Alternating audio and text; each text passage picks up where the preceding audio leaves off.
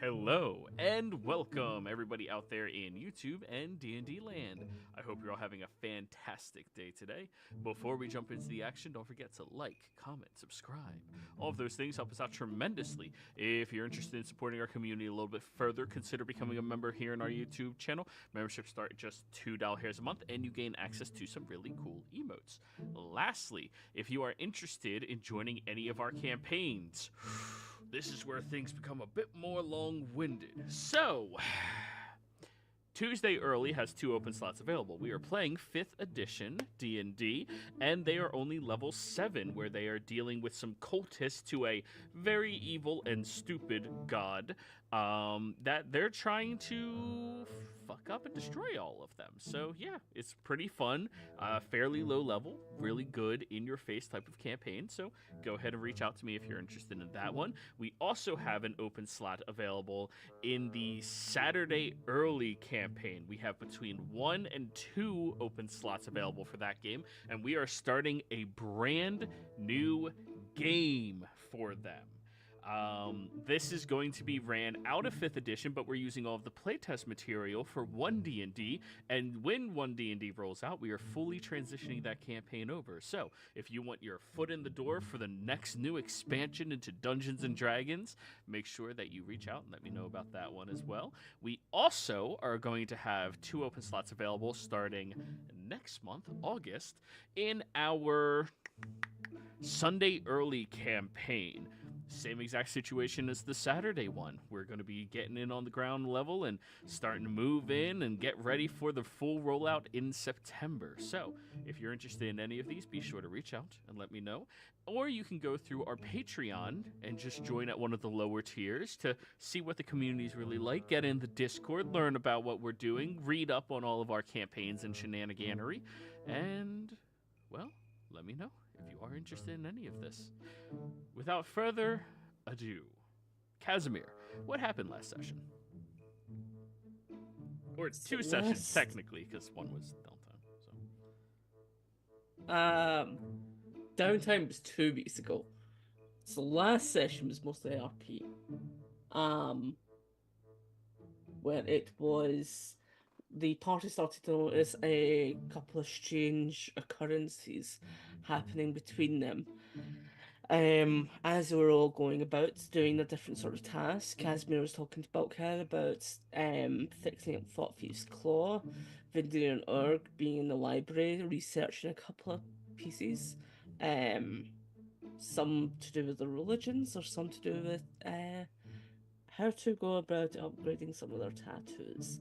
But each would kind of notice a strange tick almost. Just something that had been affecting them to a growing capacity over the past couple of days that they didn't even notice until it was actually pointed out by the other. For Casimir, it was him consuming blood more often. For Bulkhead, it was him constantly fidgeting and building stuff. For Vindir, he's Vindir's, what was Vindir's?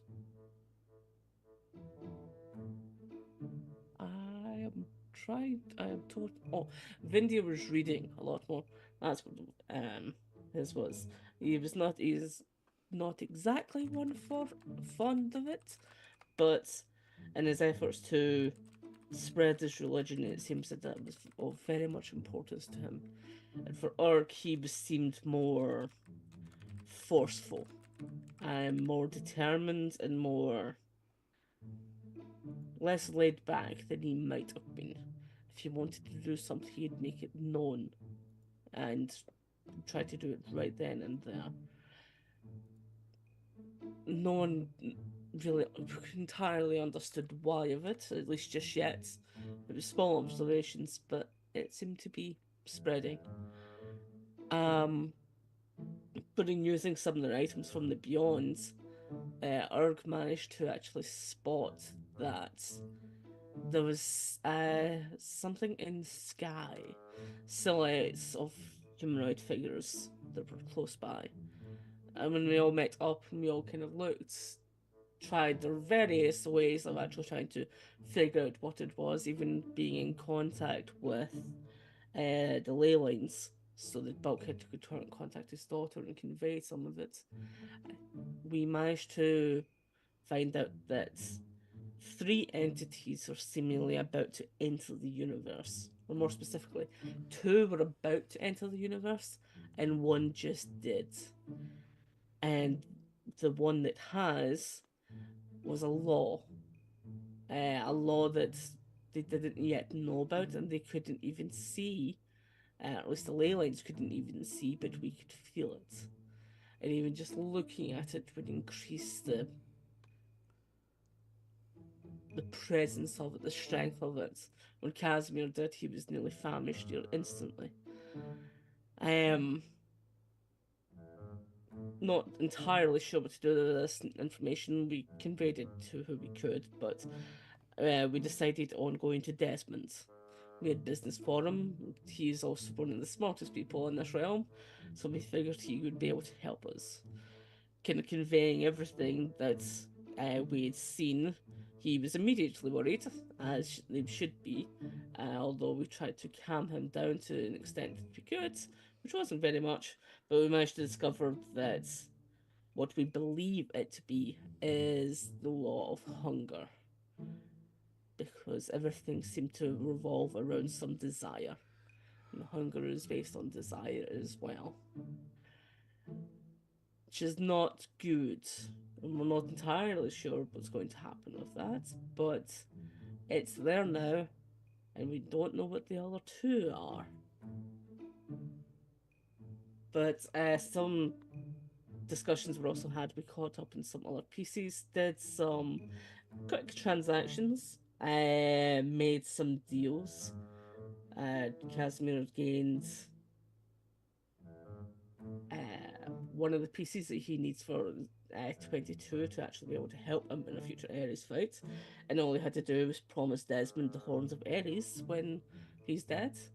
So apparently they're very magical components. We'll see how that goes. Then we caught up with Orc's tattooist, the master tattooist, who gave us some of the proper details of what we would need to collect, where we would need to collect it, and how much it would all cost for him to be able to do everything that he would need to be so that Ard could get his respective tattoos. And I think that was kind of it. I think that's where we kind of finished up. Yep. Just after that meeting. So, after everybody else went in, sat around, talked to this individual about getting some upgraded tattoos, or, how they get inspiration, or whatever you talk to tattoo artists about. Liara, you run outside to hopefully quickly catch up with Desmond. He's currently hiking up the snow-covered lower sections of Valor's Peak, heading back up towards the more noble arena. Luckily, him being a halfling, it's really easy to catch up to him. Hey, Desmond, your friend Liara. I know who you are, Liara. What? I feel like you didn't really give you the recognition or anything that you deserved for helping with the city and helping with here, looking at Valor's Peaks and everything like that. And I'm a firm believer that people shouldn't be caged or suffer. And seeing your state, I want to help. And I have this gift I want to give you. And she's going to give him the thing that gets rid of all demonic corruption. What the hell is this? I'm not actually quite sure how this is supposed to work. Give me 1 second. I'm going to go into my head and pray to find out how this is supposed to work. Roll me a D100. Let's see if she can reply to you. Holy shit, Liara is devout. Hello, my number 1 worshiper. I wanted to use that gift you gave me. Oh, wonderful. Drink it. I'm gonna open my eyes, drink it. I'm just gonna say thank you. I know you're giving it to someone else, right? You don't have to try to lie to me. It's impossible. Not. I'm gonna. I'm gonna go through the same ritual everyone else did. It's the correct thing to do, especially if I'm going to help lead these people. Very noble of you. I promise you will not suffer the same fate as the others. She's gonna go back to looking at Desmond. Drink it. It should take it all away. So this is going to remove the corruption. All of it. And you're giving it to. How did you make this? Through faith. Oh shit. Is Um, this how you or why the 2,000 people died? This isn't what caused them to die. I told them to put it on something strong, a memory of the people that they lost or the pain that the abyss caused when we were doing the cleansing. And some of them didn't have a strong enough thing to attach it to, so it kept eating and taking until there wasn't enough left for them to survive. The people that it did work on, it helped tremendously. They are never going to have to live through the trauma of going to the abyss. They'll never have to remember their loved ones being destroyed instantly or taking up arms against them. It was a mercy, but it's something I'm not a very cleric-y person. I just wish I was better. But I think this is something that you've struggled with for a very, very long time. And I don't think you should have to suffer from it anymore.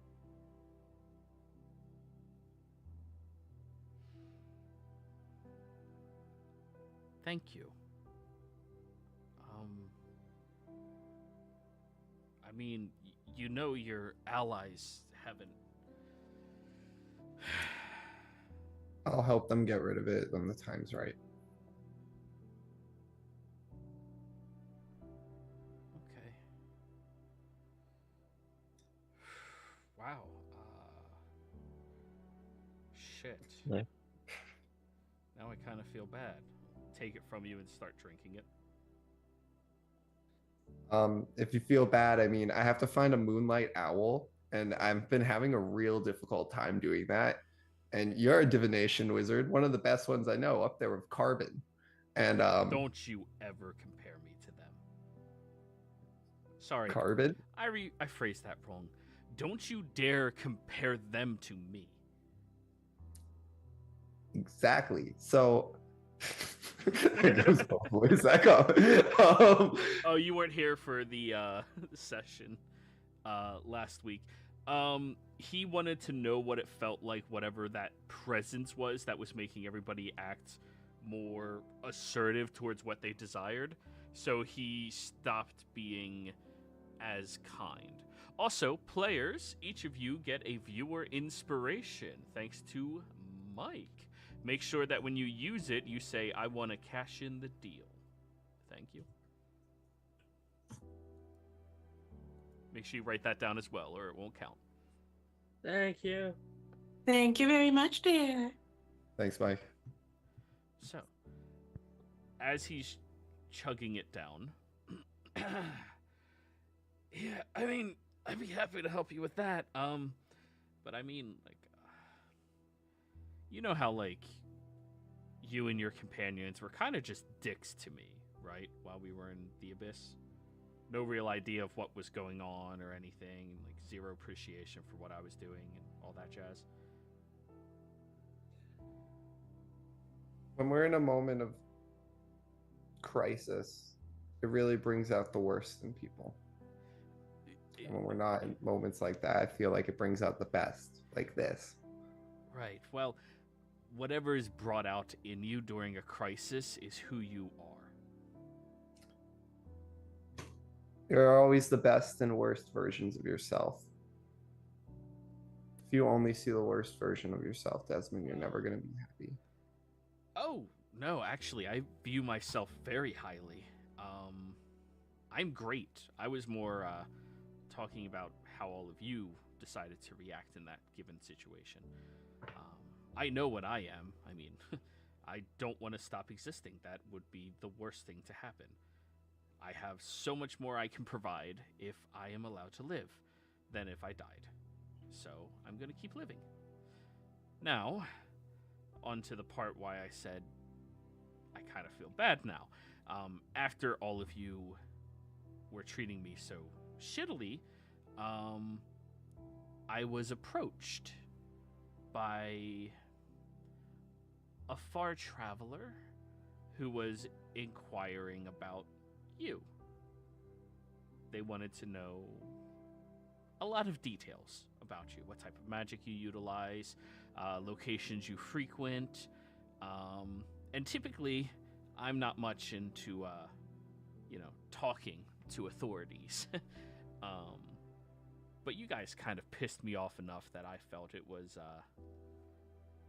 okay to slip up and let them know a bunch of details. They're going to be at the cook-off. Who are they? Have you ever heard of the Whisk Collective? Nope. Right. And whatever I tell you, you're not going to stay quiet about, are you? No, but you could always show me. No. They are a group of individuals whose entire existence is built around ensuring the continuation of mortals' reign over the realms. They are a little pretentious, if you ask me, though I was approached about joining them a long time ago. Of course, I declined because, well, I work a lot better by myself rather than having to listen to an authority. And they settle themselves as the authority of power. Anybody who tries to disrupt the realms in a way that could be cataclysmic towards other individuals, they interfere on. Now, typically speaking, regional threats they don't really care much about outside of their own home world, EXANDRIA. But there are stray individuals that draw their attention away from their home world because the threat that they pose on their home. And they were wanting to know a lot about you. Maybe they want to finally help with Luna.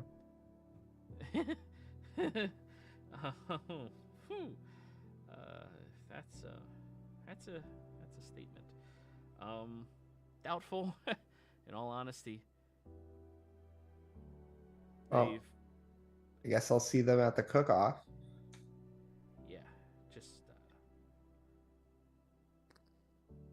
you guys were dicks to me, and this is a good gesture, which is why I'm warning you about what they're doing. So, no hard feelings either way. No, but that's a wild statement to make at the beginning, that you're your worst form at your worst, and then you betray somebody. But no hard feelings. I'll go and check up, and hopefully they want to help with Luna or something, or just asking about the current situation with those cultists in the abyss. Thank you for telling me that. Yeah, of course. Are you going to the festival? Absolutely. You should take a minute and go to the Shrine for Triangula there. Triangle, the greatest illusion wizard that Zodiac's ever seen. I've never heard of him. Ooh. Wait, Well, then you wait, should didn't check you it out. mention him in the advertisement of that big event? Like you mentioned like a sign-off about him or something? Yep. Huh. Interesting. Sure, I'll bring a flower. Okay, I'm gonna go meet up with the others. Okay. You get into the bar as Casimir's outlining what his tattoo should look like. And around that point, you guys are all done. Oh, there you are. Yay. Yeah, sorry, I wanted to give Desmond a gift for all his help.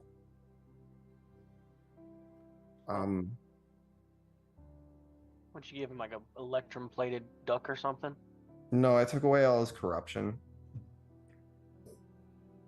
What? He was corrupted. Well, Yeah, I mean, you know, the demonic corruption. Yeah, I had a potion that could take it all away. What about the rest of us?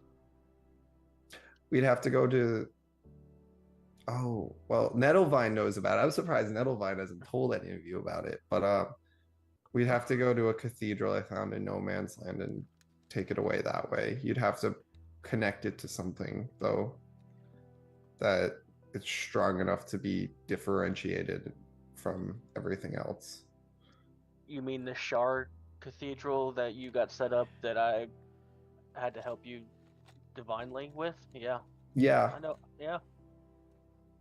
I literally took a curse away from you and made sure that, you didn't get cursed. I'm I thought it was cursed. Nettlevine. I swear I brought Nettlevine on that. You did.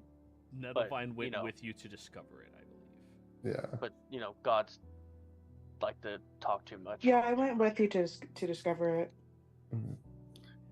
Okay. Yeah, it would be there. We'd all have to pick something that I was gonna do the memories of the event.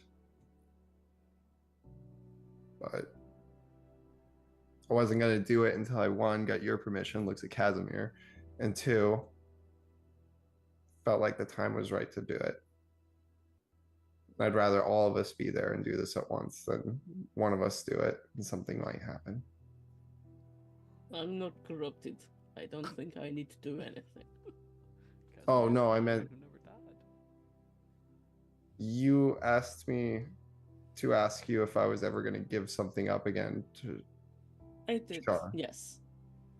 so I was gonna ask if I could do this and give up my corruption. And probably some memories of the abyss. Is that all that she would want? Or rather, all that they would take?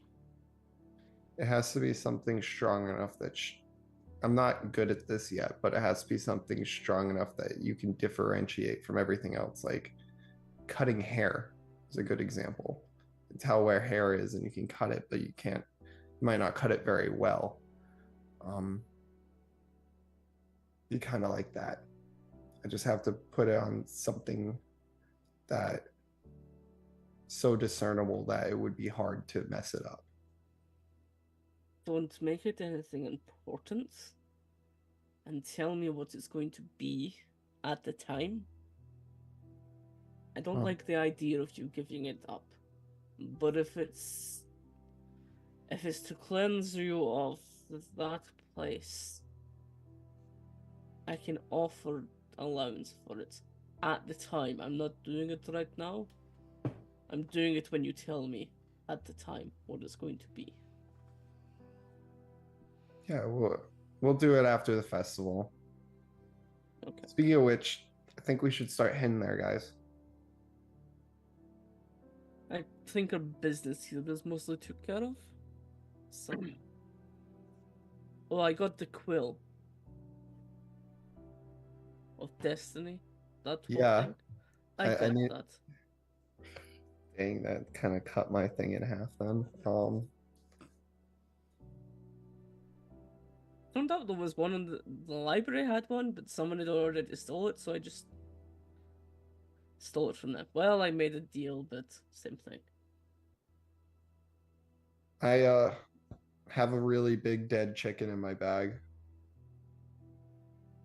Congratulations. What? Are you hungry? I don't really condone the eating of animals, but if you want. What? I've seen you eat people. Yes. People are animals. In different ways. Humans are worse. Well, humanoids are worse, should I say. Hey now. Animals can be innocent. They live the way of nature. Humanoids just live their nature. God, you would have gotten along so well in Solemn.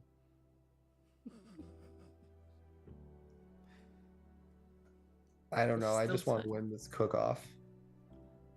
Also, Vindir, can you try doing something? I've been wondering about this for a while, and I guess there's no way for me to know. Could you just hit me with that spell where you put words in my head? You mean Go on. sending? Yeah, that one. I can't right now. Maybe tomorrow. Oh.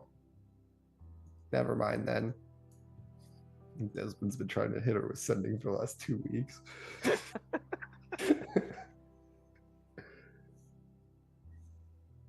It was not something I was anticipating we were going to need to deal with.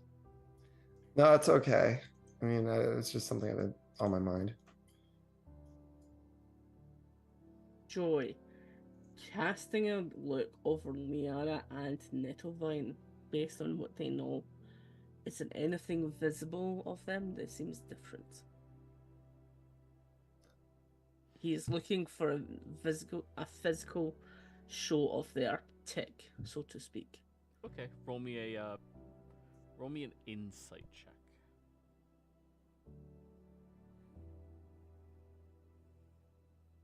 I'll add a dice to this.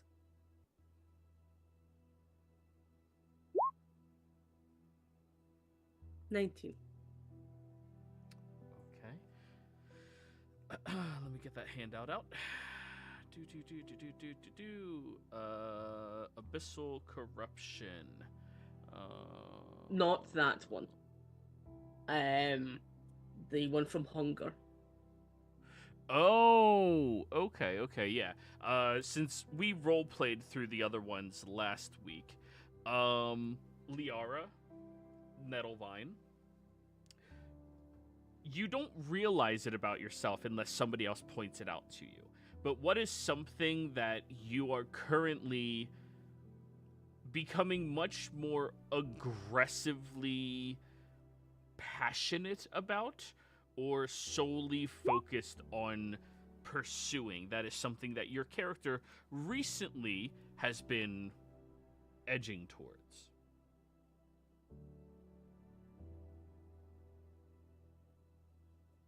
Oh yeah, for Liara, I guess that wouldn't be visible though, because that's just what you've been doing. Well, I mean, now she sold the Lee Arboratory. Now I put defenses on a cathedral, things like that. Like like you said, she went from a follower to a worshiper in a very short time span, and in fact converted a bunch of people as well. Like, I think her level of dedication has definitely exponentially increased. And how about you, Nettlevine?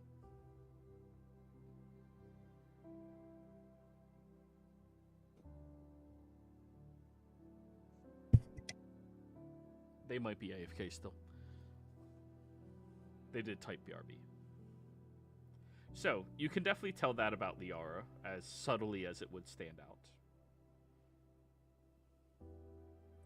Oh, wait, I have an idea. Can you pull out that book that you have, Casimir? Mm-hmm. Does it say anything on me? I'll look at it at Liara. What, Liara's thoughts? Yes, this is the book to read thoughts from the beyond. Oh yeah, that would supersede Char's boon.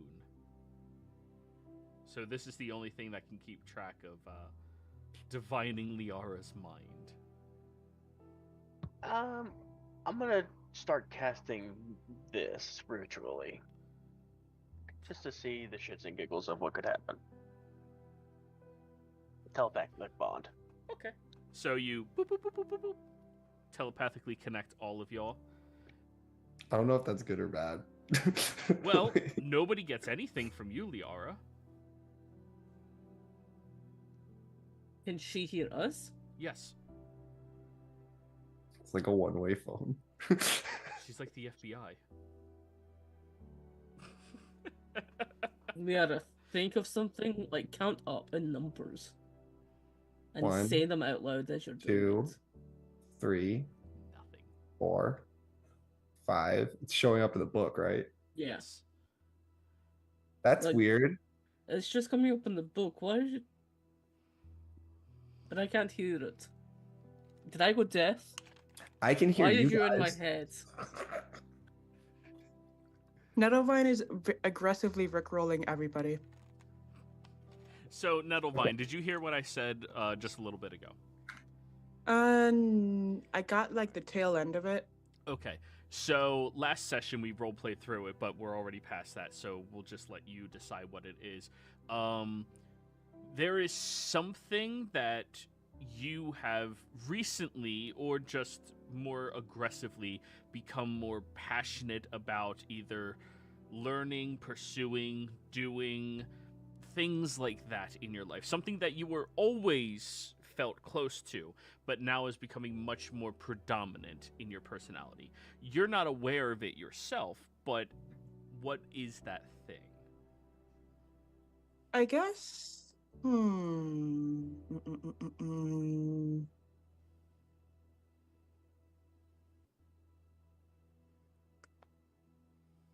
Could you get back to me on that? Like, give me like 5 minutes to think, Sure. and then like maybe I'll type it out or something. Yeah. So yeah, Liara, you're listening to everybody else's thoughts. They don't get yours.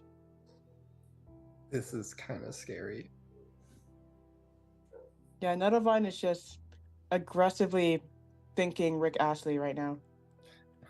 Can I mute people? I'm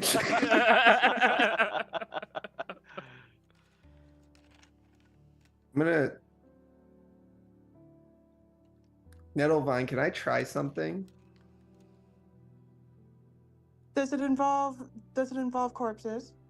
No, but it involves trying to like stop the music. What music? Liara's gonna. I don't know how to describe this. Try to push the void of nothing. Not to like consume anything, but try to like block the music and everything.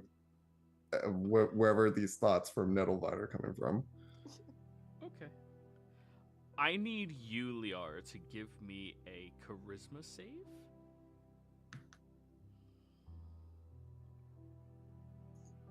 That's how we like TPK kill a teammate. 21. Because of my nice little ring for charisma saves. Okay. As you begin to attempt to do that, you feel the swelling of Shar's magic also push through you, but it very quickly becomes almost overwhelming, and you can sense this pool that you are doing was greedily going to try to consume all of Nettlevine's thoughts, and you control letting it out of you. Never mind, this is a horrible idea. And she's gonna end the spell on herself. I swear, if you're about to mind wipe me just because I'm rickrolling you. That'd be the wildest You probably character would have death been ever. fine. It would have been a wisdom save, but you know, like. But yeah. Then you hear Liara. Well, you're no fun. I was trying to test something. Oh, I'm aware. Well, As off-putting as it is that we can't hear my thoughts, we can still read them with a book, and that's all that matters. Casimir, you're reading the book and, oh shit. Oh. Yeah, whoever's in Liara's head was definitely thinking about consuming all of Nettlevine's thoughts and turning her into a husk. Can I like see it Dang, as she in was- like a she was different That font? interested in Rick Astley? Goddamn. It's less that it's written in a different script or anything, and more that the thoughts of this individual are completely different than the way that Liara thinks. Like, the cadence of how they organize their thought, the structure of how they try to emphasize their desire and need and stuff like that. This person is much more poetic compared to Liara's admittedly very juvenile thoughts. Do I get anything extra from their thoughts? No, just that. Just that. Just okay. whatever Liara was picking up. Liara's, is there something in your head? There's always been something in my head, that void thing, but no, other than that, it seems a little more empty lately. Well, that's probably because you gave some stuff up. But who was talking to you? I'm like, deity, of course. He's just gonna look and show Liara what it says on the book of what she was going to do. Yeah, I felt that. I stopped it. And since Casimir's thinking about it, all of you are aware. Telepathic bond shenaniganery.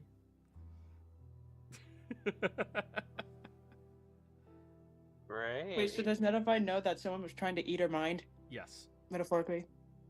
Yeah. Liara's quote-unquote deity. Oh man, whoever's trying to eat my mind, they could have at least invited me to dinner first.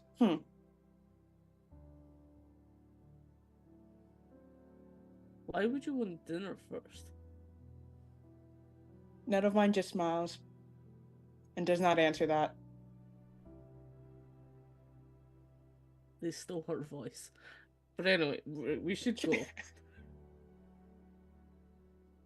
Yeah, I agree. We should get out of here. I kind of want to go see the festival. I want to see the shrine they made for Triangula.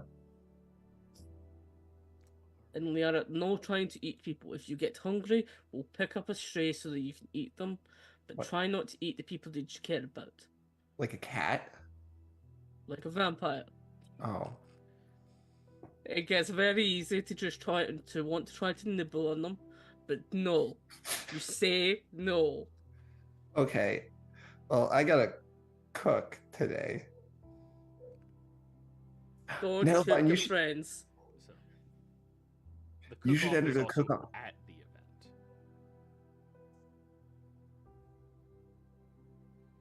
I see you playing with all those flowers that you have all the time. Maybe you can make a really nice salad. Oh, that's excellent. An excellent idea. And then, maybe I could add some. Let's see. I could add some buttercups. I could add some cantarella. Let's see. Some. Some mistletoe. Some chia seeds. Since we're all of telepathic bond, what is she actually thinking? About the chemical Oh, composition. these are all very toxic plants, by the Yeah. way. Yes. I was thinking that. I was like, aren't they all poisons? All of them are poisonous. I don't think that would taste very good. The Yuan-Tis would love Not with that attitude, sweetheart. Maybe even the dwarves. A dwarven salad. I mean, I'll try it, but I don't think it would taste very good.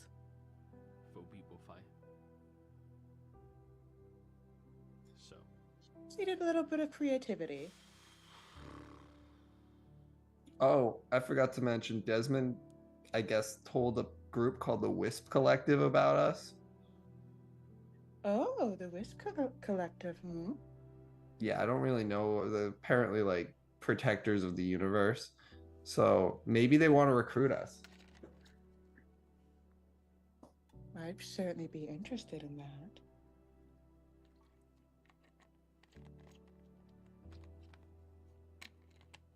Let's go to this cook-off, shall we? I'm getting Yep. very excited. I'm gonna teleport us. Okay. So, everybody, you lift up and teleport your ways away.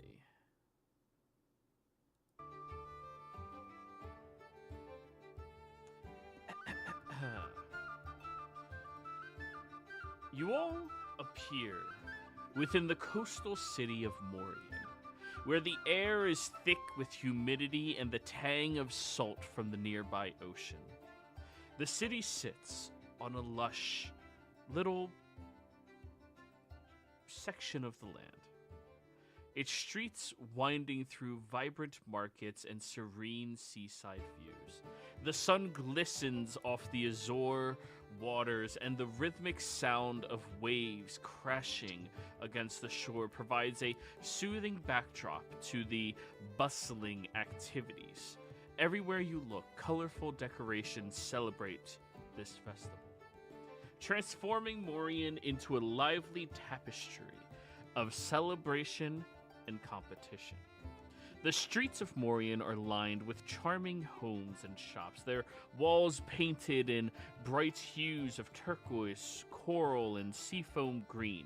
Banners of deep blue and sparkling silver flutter from rooftops, evoking the colors of the ocean and the sky.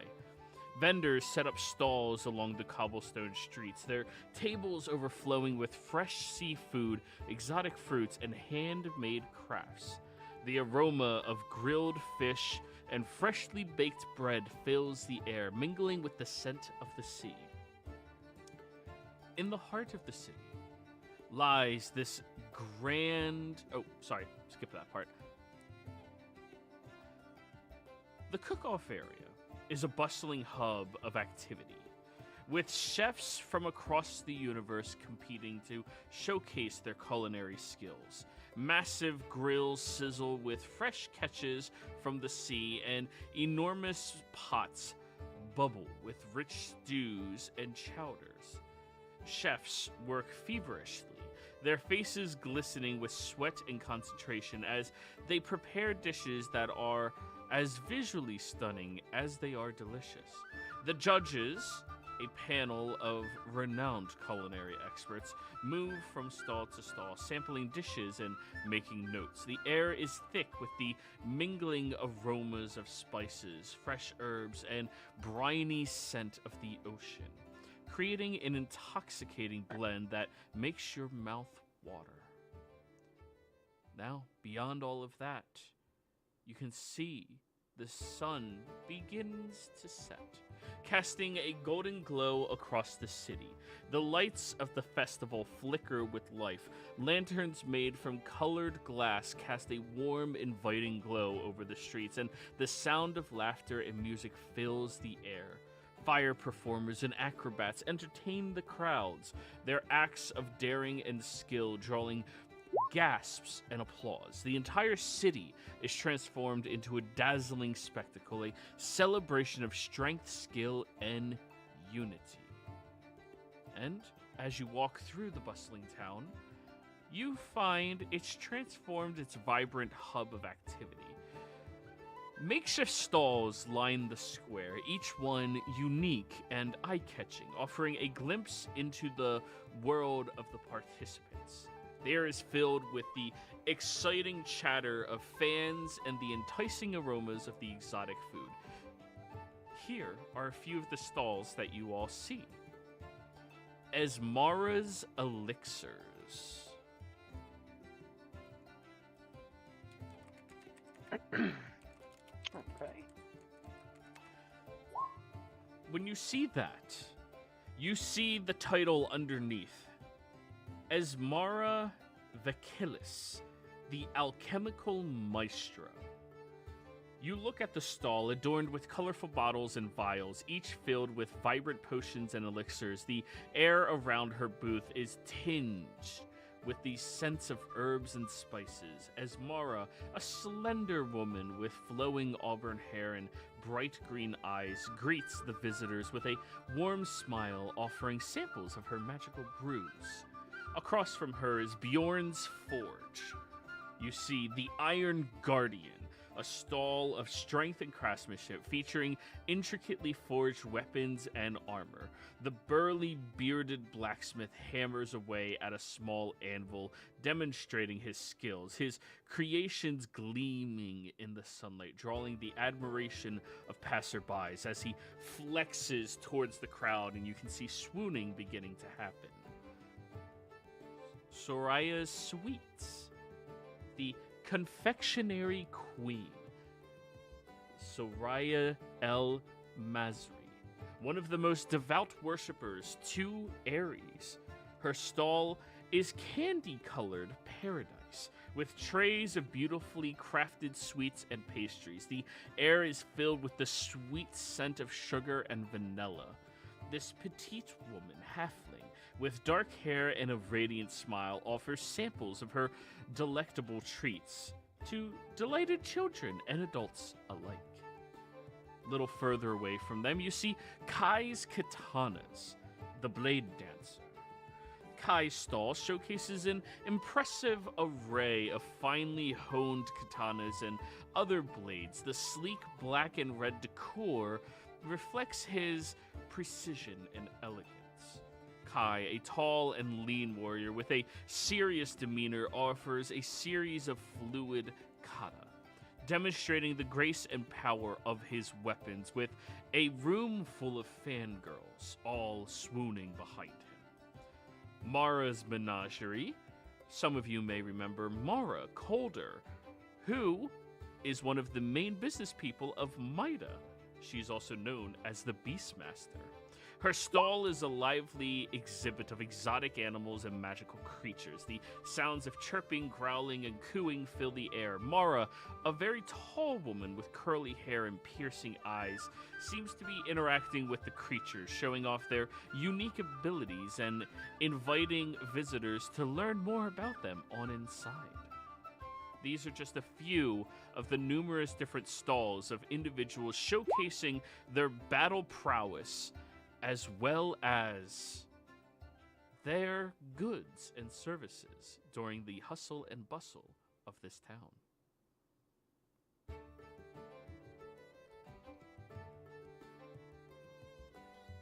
I'm gonna look for Blukey at the stall that she was supposed to set up here.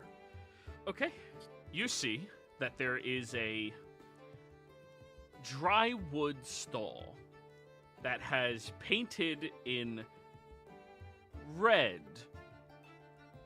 Liara R.I.P. as she is sitting in a chair with her crossbow mounted to the table, just looking at everybody with her feet kicked up in the air. Hey, Blukey, just keep your eye out. There's supposed to be a representative from some group coming to meet us to try to make us heroes. Yeah, all right. Or kill us. I don't know. I'm really hoping it's the first part. Yeah, whatever happens, happens. Okay. Just wanted you to know. No, this is my damn. Did you want anything to eat? No. Okay. I'm gonna go see the others. Please make sure Bill and Ted don't get lost or hurt.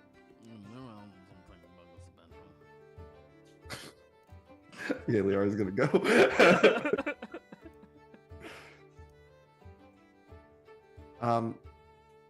Kaz, are you going to watch the fights? At some point, yes. But I do want to shop a little bit. Can you do me a favor? If you go to that Mara's Menagerie place, could you check if she has a moonlight owl? There was one thing with something. Turns out, there was a schedule. Was a change in the schedule? Yeah. What's going on now? Fucking yourself. Who do I talk to about this change in the schedule? Right here. Fucking right. Okay. What's going on? What's the change? Reading this now. You're supposed to take it out of her hands and read it yourself. Oh, okay. Pick it up and just start Even I could understand that, and I never understand her. Well, I he understood. I said. thought you would just say it. Okay. Ow. Yeah, Leon will read it. You take the schedule, and it would appear that they have transformed this festival into a 3-day-long convention. The first day, of course, is dedicated to the advertisement of everybody who's going to be participating in either of the two upcoming events, as well as a bunch of side events that are here. Apparently, there's going to be strongman competition, there's going to be balance contests, there's going to be all of these spectacles that they seem pretty small fry compared to the main events that are going to be transpiring here. In addition to that, day one is just that, which is today. Tomorrow, the cook-off begins at 5 a.m., and the judges need to have their meals given to them by noon. And they will be judged on showmanship, on flavor, and on originality.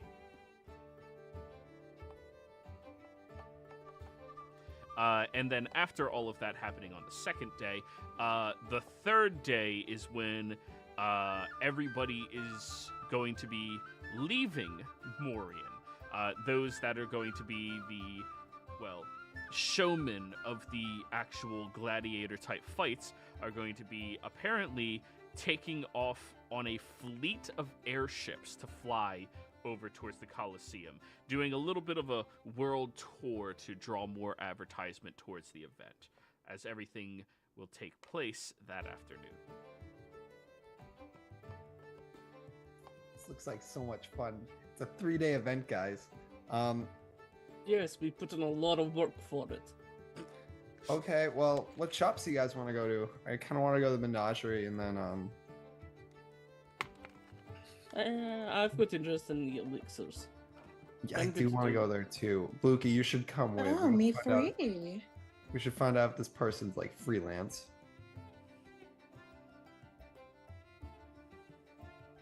Vindia, what about you? What's your interest?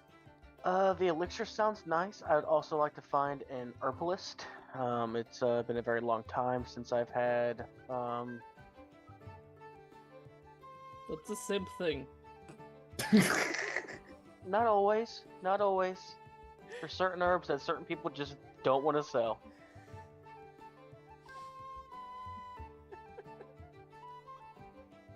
I also He's want to. right, you know. I want to get eyes on the competition for cooks and even the fighters. I kind of want to see who's fighting here. I should make some drug links as well, you know. There should be someone here, actually. I bet there's a bunch of parties at the inn tonight. Edgar should be on it. Should be someone here making sure our product's being sold. But, well, if we're all interested in elixirs, do that one first. Then we can go to, like, the Menagerie or any of the other ones. See if the elixirist is a herbalist or if there's someone else that we need. Okay. Yeah, go ahead. I was gonna say probably not, but if you need herbs, I have a bunch. Still, Yeah, I'm not 100% trusting of your inventory right now. Oh, come on, I think your inventory is perfectly fine. thank you, Madeline. What is it you're looking for? Cannabis. Oh, never mind. I don't have that. Do I have a contact for that? I mean, you sell coke. You probably have a contact I need something to slow me down, not speed me up, Cass. I know, but would I be of awareness of where someone like that might be here? Roll me a nature check. The druids. If you add a dice to this.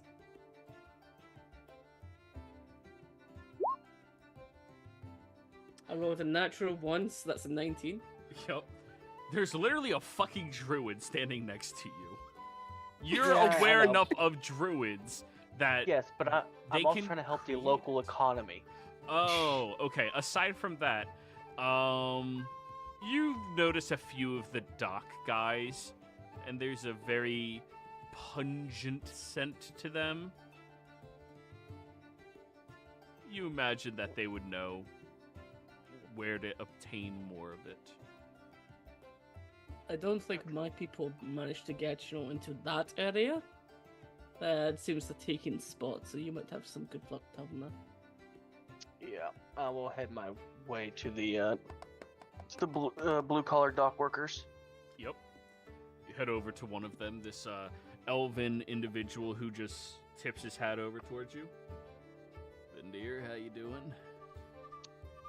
Pretty good. I couldn't help but notice that there is a quite lovely fragrance around some of you. Shoot, man, I hope I'm not disturbing the event. We weren't doing it at the place. We were doing it, down a couple of blocks. I'm sorry. Y'all ain't gonna kill me, are you? I said it was lovely, not horrible. Yeah. You want it? You, I mean, I'll pay for it. Yeah. Oh, okay. Yeah, sure. I mean, unless, somebody who has other stuff that I could buy from them too. I really, I'm just trying to, help the local economy out and help myself out. Actually, I just got it from this old woman right a couple of blocks away. I could point you over to her, take you over there if you want. That would be lovely. Yeah, sure. And he begins. Floop. Yeah. He begins walking with you, and eventually, you find yourself over towards a much more calm area within the city, a place where there's nowhere near as much activity taking place. And he points out possibly the oldest elf you've ever seen. She looks over at you, and you see... Do you speak Elvish? No, but I do have, which I forgot I had a long time ago, a helm of comprehend languages, so I'll go ahead and, blast that on. She'll speak common to you. The question I was about to ask is something more about the culture, and knowing the language does not teach you the culture. Was No, it anybody does not. else following? All right, I'll take that as a no. Oh, I'll be with them, but I don't Okay. speak it. yeah, okay then. Alrighty then. She'll look over at you. Ah, Vindir, how are you? I'm good. Does everybody know my name around here? Like, am I famous in Zodiac now? Depending on whom you are speaking to, famous or infamous? I hope I'm not infamous. Ugh. Depends whom you are speaking to. My Yeah. name is Cassio. It's a pleasure to make your acquaintance. Likewise, I have never met an elf of your age before. Oh, thank you. I've worked on it all my life. It shows. Lovely. And elves are the only people you saying, you look old, bitch, is actually a compliment.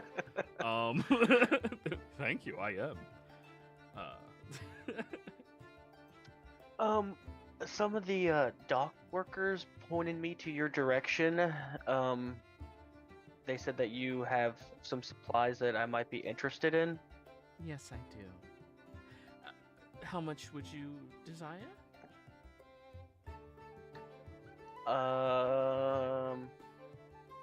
I don't know. It's been a long time. I've kind of need to get back to my roots, so I'm not really sure what's the going prices nowadays. It seems like everything's crazy now.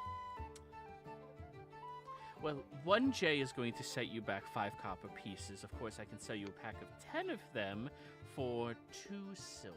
Or, sorry, 5 silver. Okay. Really, that sounds great. Odd question, because I just feel like, is Zodiac okay with this stuff? Oh, absolutely. I ensured that Queen Riku was going to be understandable about the possibility of taxation on such objects for these types of events, especially with all of the food and festivities. It should combine quite well to ensure those with a wealthier appetite should be more interested in exploring the diverse textures of the food under the influence. Okay. Do you have any whole plants for sale too? Unfortunately, no, I do not. I didn't bring all okay. of my supplies with me here. It's a big crowd. You might want to have somebody go fetch it for you. Oh, A lot of people here. I brought plenty. Okay. So you said a bundle of 10 was 5 silver? Yes. So... Which is on the pricey side, but I agreed with her that we would add a 20% tax on these recreational substances. So 20% of whatever I make goes directly to Maureen and the people. Okay. Well, I guess give me are you able to sell me 5 golds worth? Oh, absolutely. And she'll reach into this nice little hand-woven side bag, and she just pulls out these twine-wrapped bundles of 10. So you get 10 for 5 silver, so that's 20 a gold, and you're getting 5 of those, so 100. Yeah, she just takes out all of these little bundles of them and holds them out in her hand. Okay. Well, here's your 5 gold. Yes. I hope you do enjoy your activities. I plan on it. Well, so long. Take care. Thank you very much. You are most welcome. I'll be around. And she begins walking away and just hanging out with the more common native folk of this town. Casimir, roll me a history check. What were you asking? I'm gonna go ahead and spark one up. Yeah? 11. Huh. Casimir, you don't think you ever met her before? So, you being completely out of practice, yeah, that hits you hard, hits you fast, and you are going to be significantly baked for the festivities. Because 100 J's would last Snoop Dogg a couple of days. Yeah, you never know when we're not going to be in the area again, Yeah, just stock up. So it's not illegal somewhere else, and then you get stopped with 99 J's in your pocket. But a bitch ain't one hit. Yeah. I love Jay-Z. Anyways, as you guys are walking away, hanging out, Liara and Nettlevine, the two of you said that you were headed over to Esmara's Elixirs, correct? Yep. Yep. So, as you get out front to this stall, you see her with her very slender form, flowing auburn hair, and very bright green eyes. And the moment you lock eyes with her, Nettlevine, oh, she a fae. She's a fae. And she looks at you, recognizes. Hello, how can I help you today? Oh, well, my darling, I'm honestly just perusing. You have quite the inventory here. I do, thank you. Well, if you are interested in purchasing or acquiring anything, I'd be more than happy to give you a family discount. I'll certainly keep it in mind.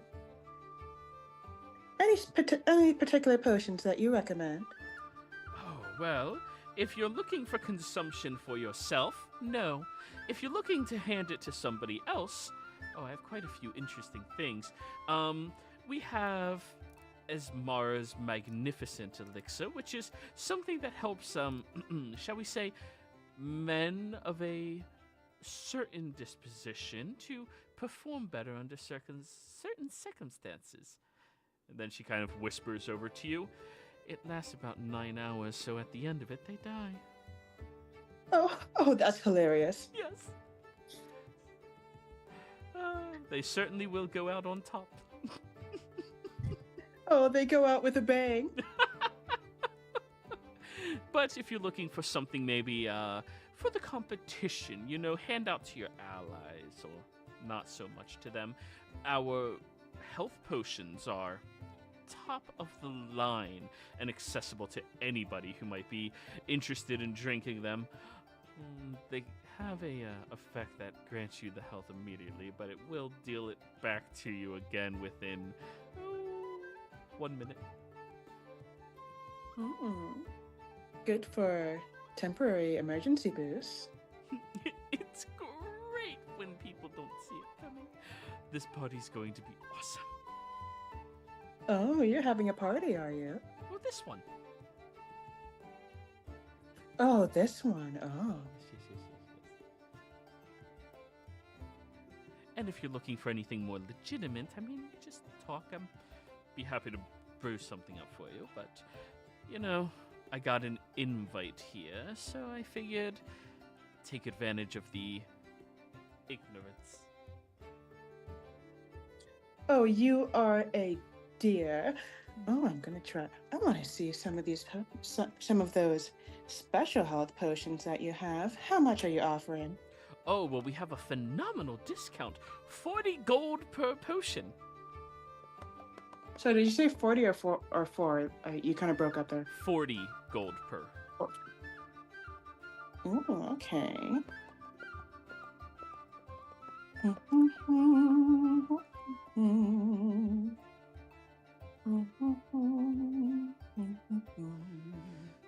And her stock is down to about 10 of them.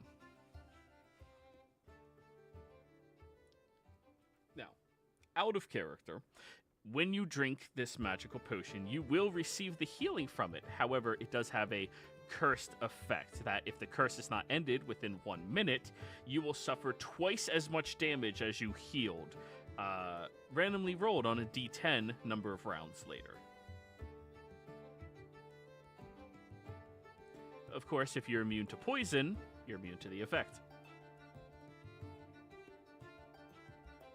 Well, that is a funny prank. Let's see.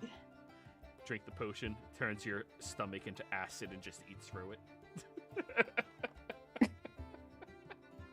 Faye. It's just a prank, bro. Yeah. No one ever said Faye were nice. No, but we're funny as hell. Yes. Oh, and of course, for the main event, I have the bubbles. She pulls out a small bottle of bubbles. Oh, I've been handing these out to the little kids. When they blow the bubbles, they keep expanding, and if they blow it against somebody, the bubble will engulf them, and they won't be able to breathe. Oh, that sounds absolutely devious. How much for that? What, the bubbles? Oh, I'm just handing these out to all the children. You can have one. Oh, happy to have one. Liara, you are hearing this conversation inside of the shop. Wow, never mind. I was going to try to hire her. I don't think we have the same mindset for potions. No, Liara, we absolutely have the perfect mindset for the ocean.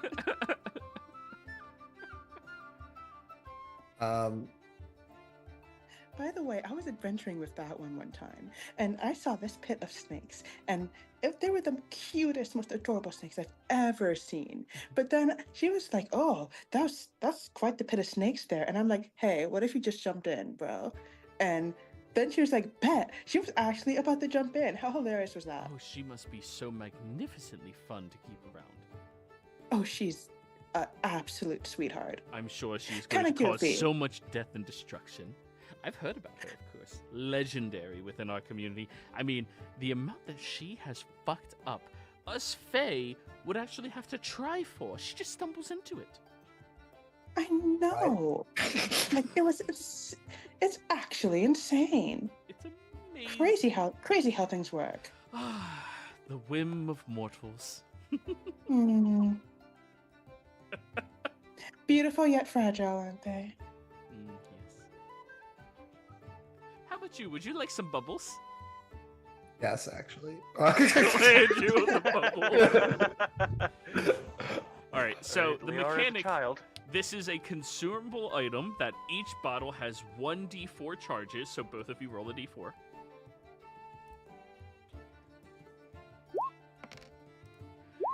Hell yeah. You One can bubble. Oh yeah. use your action to blow the bubbles. It requires both hands to perform because it's, bubbles, bottle. When you do so, if you blow it at an individual within 5 feet of you, they have to succeed on a DC 10 dexterity saving throw or become restrained and begin drowning inside of a giant bubble. They can only escape by succeeding on a DC 10 athletics check to pop the bubble and burst out.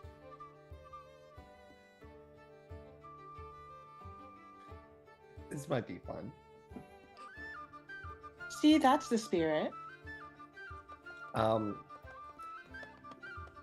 was gonna come here for something to add flavor to my meals, but it seems like the potion I you have plenty of things to add flavor. What flavor do you got a want? little too excited for. Raunchy, crunchy, daunchy. Crispy. What Never if mind, I'm actually you kind of. add- I don't know. really- Maybe. I don't. It depends on what we're looking for. I mean, usually I'd look for something ranchy or raunchy, but none of fun. Liara, what exactly are you trying to make Well, here? you see, I invented, and she's gonna say this loudly, in the plane of like Zodiac, lasagna. And I was gonna. You're make one. mispronouncing it. It's lasagna. I heard of it. Actually, it's lasagne, but I thought it was nay as well the first time I heard It's it. lasagna.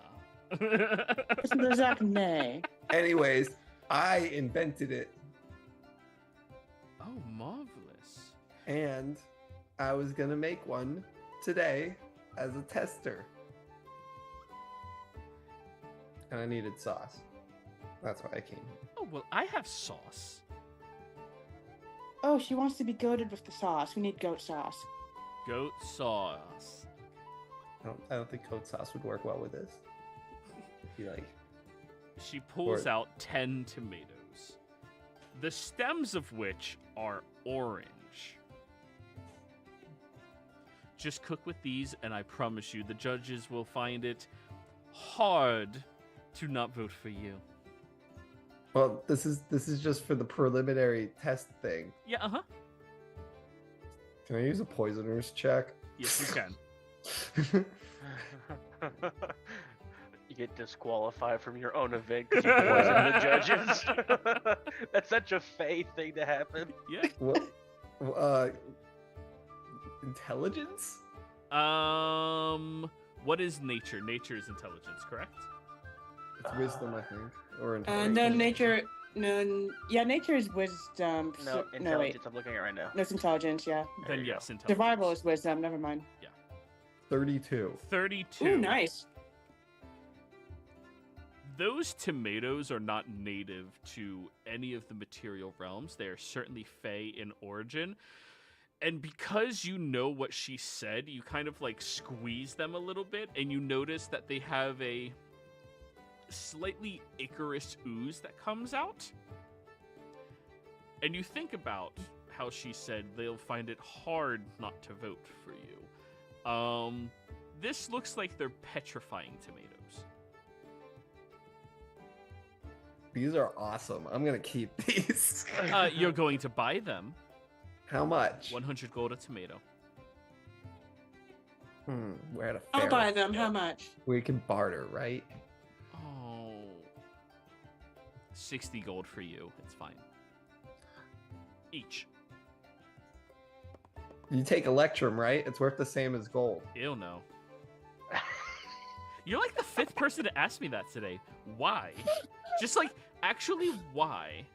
It's the universal currency. Everyone knows that. It's No, used it everywhere. isn't. Yeah, it is.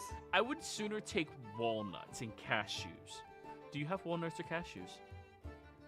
You know, it's I funny you used said to, that, not 'cause I anymore. do have one singular walnut. Nah, you would need more than one. Gold it is.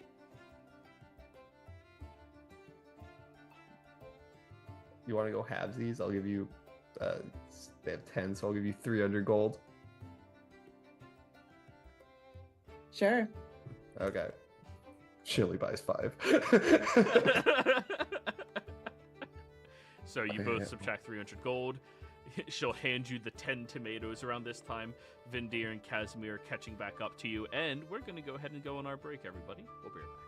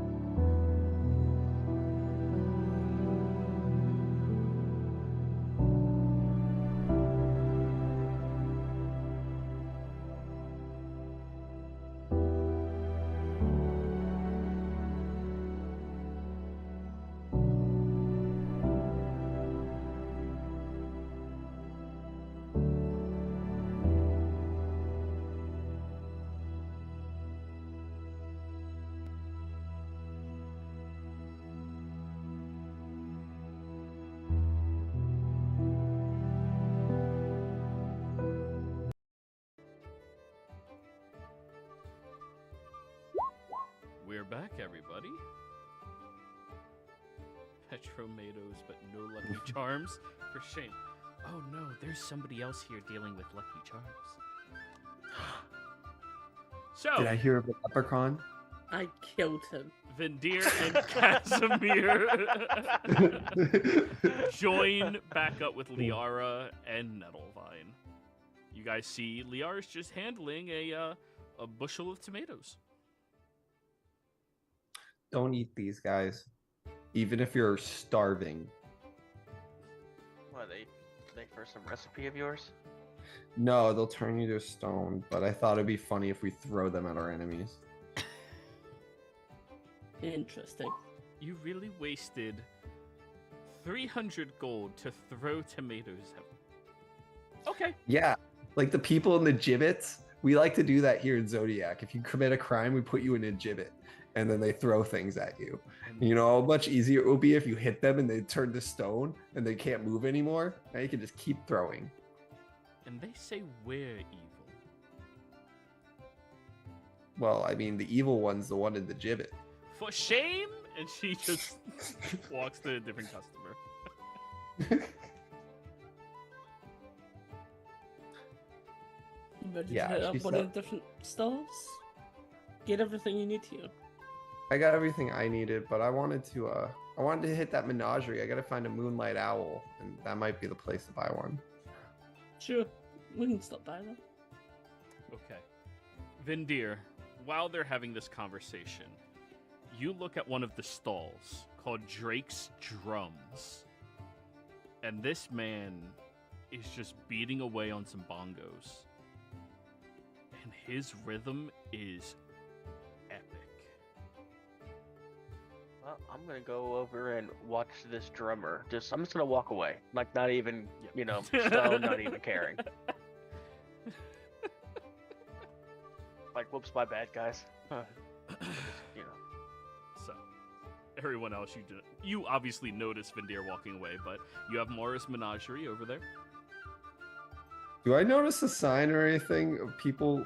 Do I see a thing that says Niera Devu? No, Okay, thank God. she's a Thank- child. Thank Shar that child didn't show up here today. She's gonna change Hatred for her child role is, for you the know better. why. Liara just gets angry for no reason for just a moment, and she's not quite sure why, but she thinks of the name. So, you head over to Mara's Menagerie, seeing the legendary Beastmaster, Mara Calder, as she is standing there, currently petting this very strange-looking pseudo-dragon that's, like, spitting little bits of fire that just, like, float past her as she's, like, scritching right underneath its neck. Oh, isn't that just a good boy? That's a good boy. Yes, you are. You are the best boy ever. You're nothing like Vaskar. Oh, hello. Hi, wow, I thought dragons were illegal. It's a pseudo dragon, ma'am. Know your species. So it should be Sorry, I- pseudo dead then? That is the same type of negative thinking that makes people believe bugbears are cats. The I met exact same thing. I met a real bugbear in the abyss not too long ago. Let me tell you, I did not think that was a cat.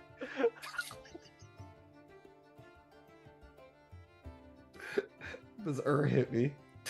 Walks away to the strongman competition and the strong ale competition. Oh no, he doesn't drink. Extra spicy cats. I've seen a bugbear. That was a bugbear. Anyways, we're looking for a moonlight owl. A moonlight owl? Those are incredibly rare and exotic beasts. What do you want? How much are you offering for it? Insight, because Liara always has advantage. Sure. How much this person wants to hear.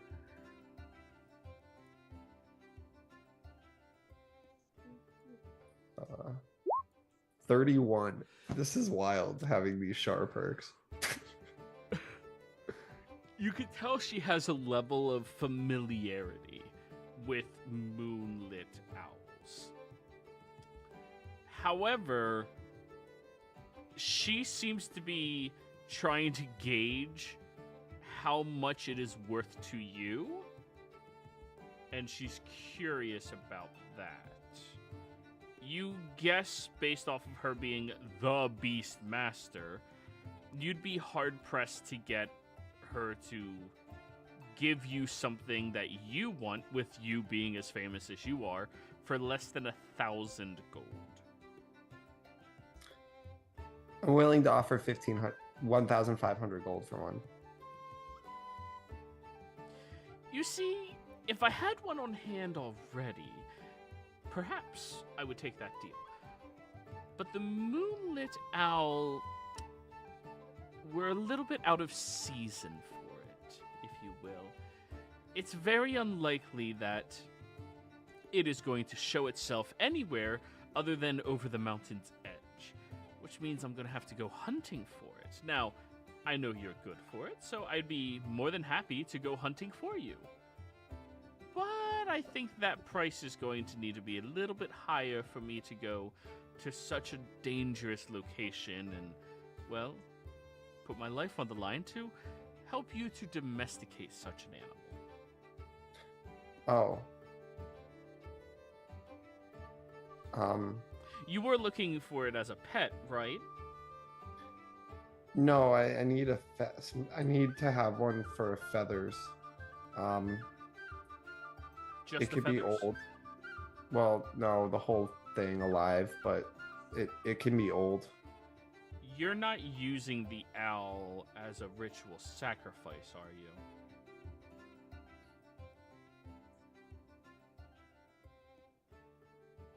No, I am not ritually sacrificing anything.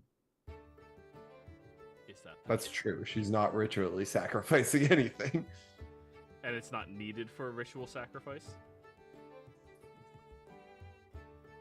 So it's needed for a ritual. Well, this is me talking out of character. It's needed for a ritual, but a ritual sacrifice includes that I have to start killing things, and it's already dead because it's desanguinated. Like I need Casimir to drink its blood. Do you believe that the ritual for the intended god, do you wholeheartedly believe the ritual for the intended god would not require the sacrifice of this creature's life? It's alright, yeah, because it's alright. I mean, if I kill it during the ritual, yeah, I'm just yes, it's Deception yours. I need it for a ritual.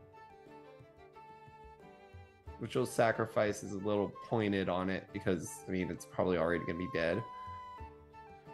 I'm a Oh my wizard. Goodness. That's why I want an old one that's terminal or something. 5,000 gold. And 500. what? 5,000 if I get it in the next 4 days. There's think that'd no be chance of that ever happening. I am the Beastmaster. I can go there. However, getting teleported back to Maida is going to help me out tremendously. I'm going to have to pay someone for that. And then I'm going to have to pay for somebody to teleport me across the barrier of the mountain range in order to start my excursion. Talk to some of the locals, start to investigate where any of them might have been sighted, do any investigations to where they might have a nest. All of that I'll teleport process you is back at to least Maida. 4 days. Okay. Let's say 2 weeks. You can get that thing. If I get it to you in 2 weeks, you'll pay me 5,000 gold. Yes. And for every week beyond that, we lower the price by 1,000. But no matter what, you are going to pay me the 1,500, even if it takes longer. Deal. Deal. She'll shake your hand on it. Oh, yeah, she's fine with that. I have the money on me already, so we're good. Wonderful. How about the rest of you? Did you need anything? Do you have penguin treats? I do have penguin treats. And she pulls out some anchovies that are frozen. Yeah, I'll take like a dozen. That'll be 3 gold. There you go.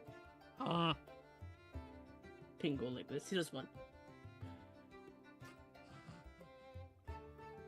Pengu, through all of this, is still alive. Now, Is he corrupted? wasn't he always? Oh, that's true. Now, Vindir. As you are sitting there, listening to the very cool drumming that Drake Iron Fist is doing, the rhythmic warrior is broadcasting how with his bongo he can dance around and brings this energy to his performance that seems to be making the crowd and area around him just begin to dance and get energetic for this entire thing. In fact, you feel that same energy coursing through you as he is playing on the drums. Towards the end of his performance, most of the people clap, and some people start taking out copper, silver pieces and putting it down inside of his tray as he heads over towards the side area with a tankard of ale and begins tipping it up to drink. The dwarven individual looks back over at you. How are you today, sir? I'm good. You play the drums quite lovely. Well, that's why they call me the Rhythm Warrior. Bum bum bum bum. Huh. Yeah. Do you play? No, I unfortunately don't play anything. I believe I lack the talent. No. You see, everybody has talent for rhythm in their body. You just need to know what your body's rhythm is. You need to reflect on who you are. Condre Lamar's. You just need to let the natural groove of the music flow through you. And maybe drumming isn't your thing. Come on, we have a bunch of instruments inside. Okay, alright. Hell, why not? He brings you inside, and you see that they have an incredible assortment of instruments.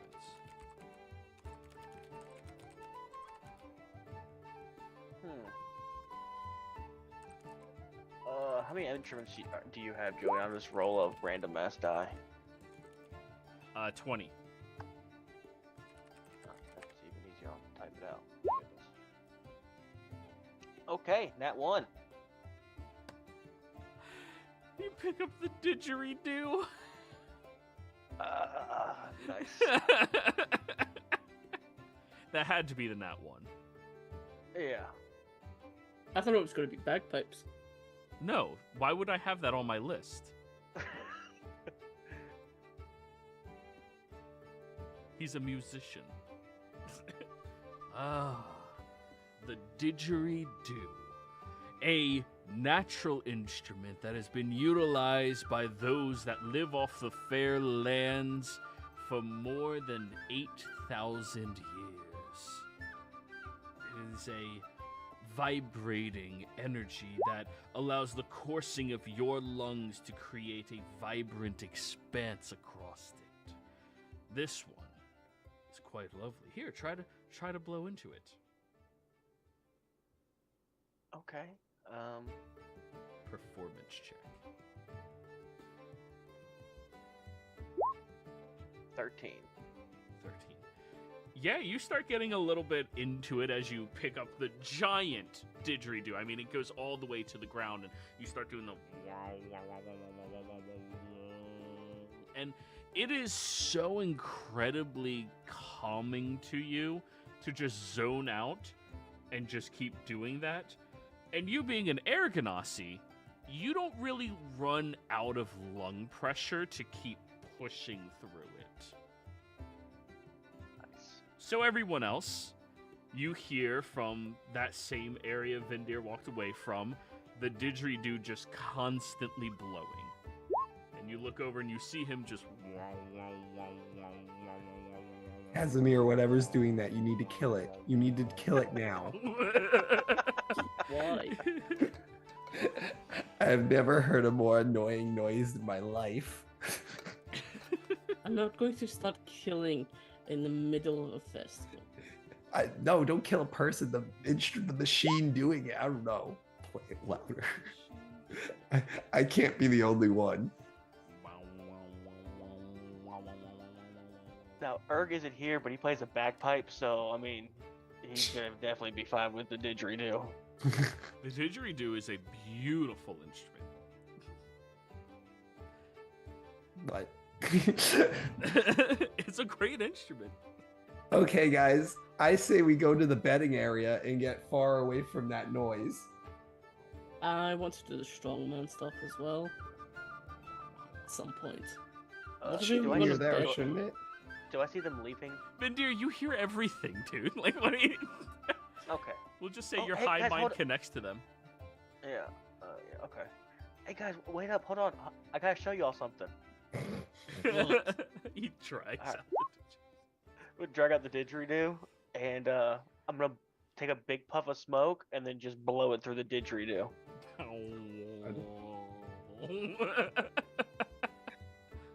That was actually kind of cool. Yeah, I thought so too. Are you buying that? You gotta Oh, yeah, buy yeah, it if you want it. Sorry, I was just in trance, I guess.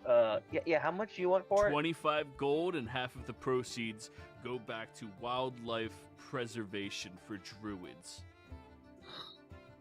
Hear that, Nettlevine? You're a druid. Here's 100 then. Spread the peace. Incredible. Here, take these notes.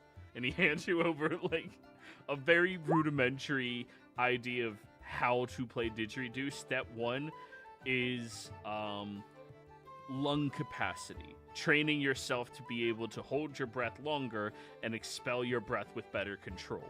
Yeah, I think I got that one down. Yeah. And I'm also gonna hand him a joint. Hey, Cassio, right? Is that the old Yeah, that was elf? it. Yeah, Okay, yeah. Nice. He takes it and goes and just starts hitting his bongo again. Yeah, I'm already stoned and I only took like one, so good luck. Druids, man, this is why we preserve their land. And he just walks away.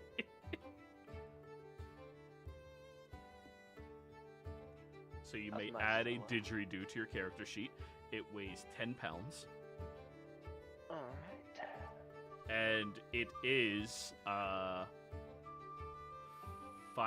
feet long. Yeah. I think that's how long a didgeridoo is. That sounds about right.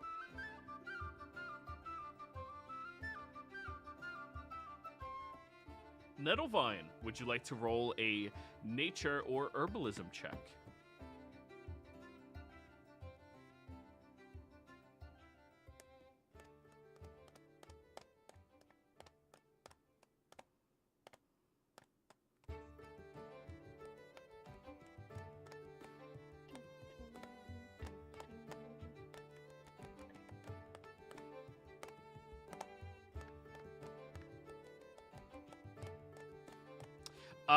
It would be utilizing intelligence.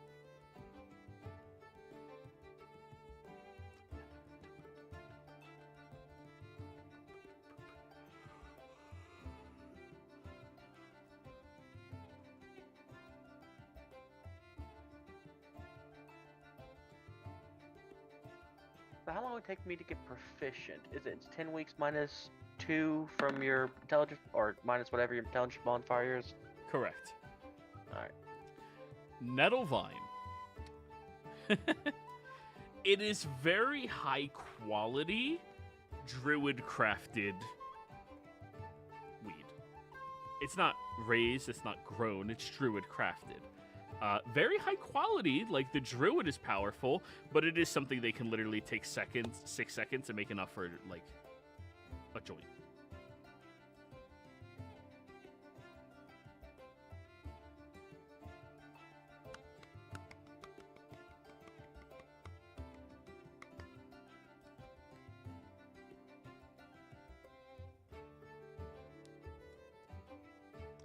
You have no idea how hopeful I was that you would have rolled the trumpet and all of that.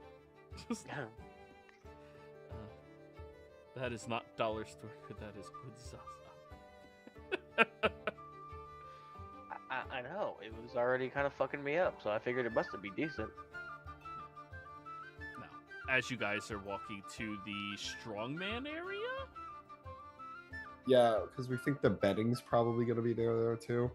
okay, you hear somebody advertising, "Get to your pizzeria." Pizza.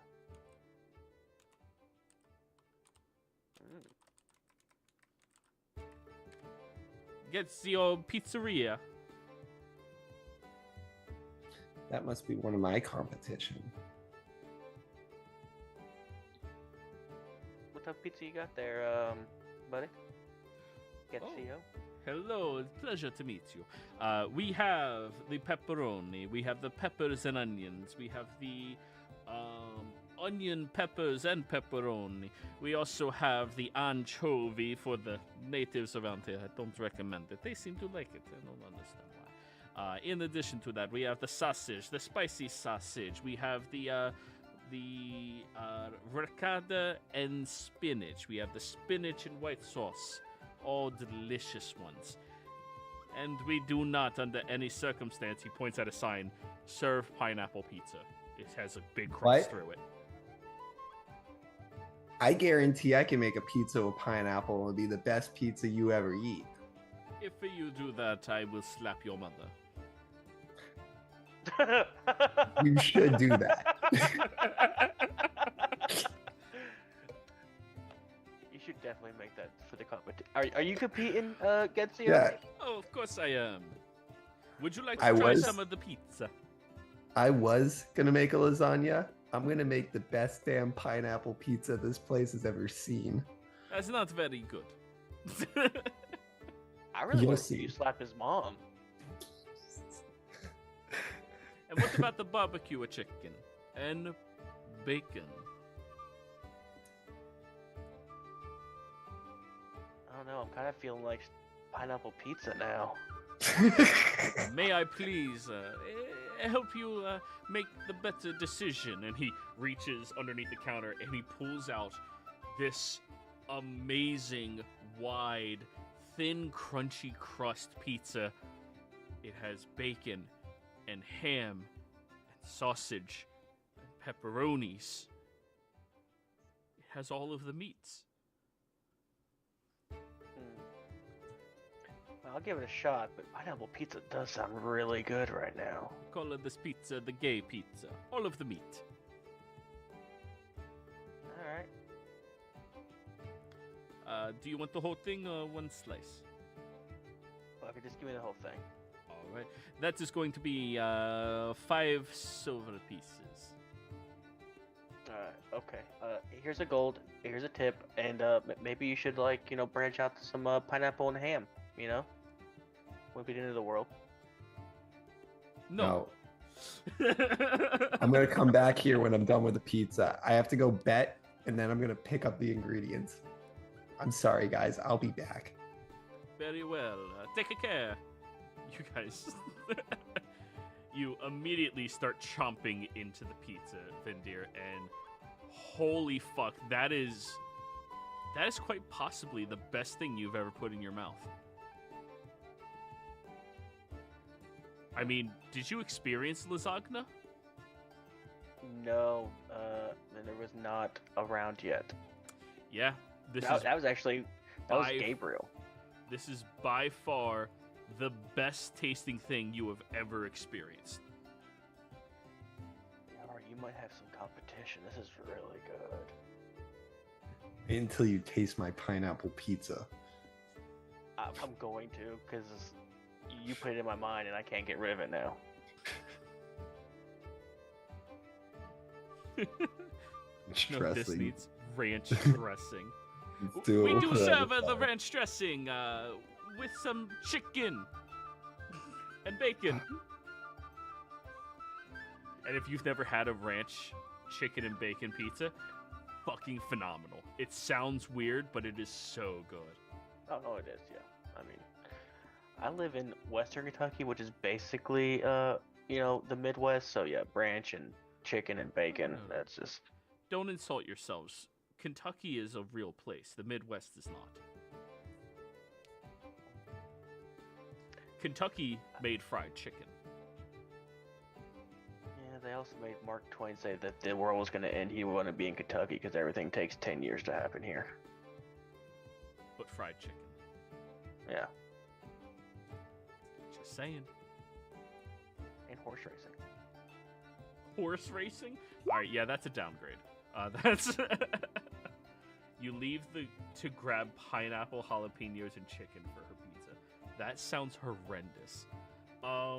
And I, as a person, like pineapple pizza. It's not bad. It's not my favorite. It's just not bad. Pepperoni, peppers. You gotta try it. It's like sweet and spicy like that, and then the chicken actually drives it home. I like it better than ham. The problem with all of that is acid reflux. I can't have Oh. jalapenos and pineapple. That just... No. That sucks. Yeah. Mm-mm. I'll be like coughing up bile. But yeah, so everybody else, you're walking away, and Casimir, the pizza smells so good, even you find it looks appetizing. You want a slice? Not right now. Well, keep your mouth shut then, because you're drooling all over it. Nettlevine, Blame same situation. that. Just like looks up. Netherland, you could have one too. Alright. Just don't blow me into any bubbles, please. So, Liara, investigation. Wait, I gotta I don't know the Yeah. city. No, you know the city, but like you're looking for... Most ingredients are sold out. Nor. Okay. Investigation. Submit. And 11. Wait, why did it roll as glacies? Oh. But that is your modifier, right? I think so. Was it? Yeah, that was my modifier. That wasn't glacies one. Okay. You were just as Glacies down at the bottom as Glacies. Yeah. So, you find pineapple, you find jalapeno, but you don't find any chicken.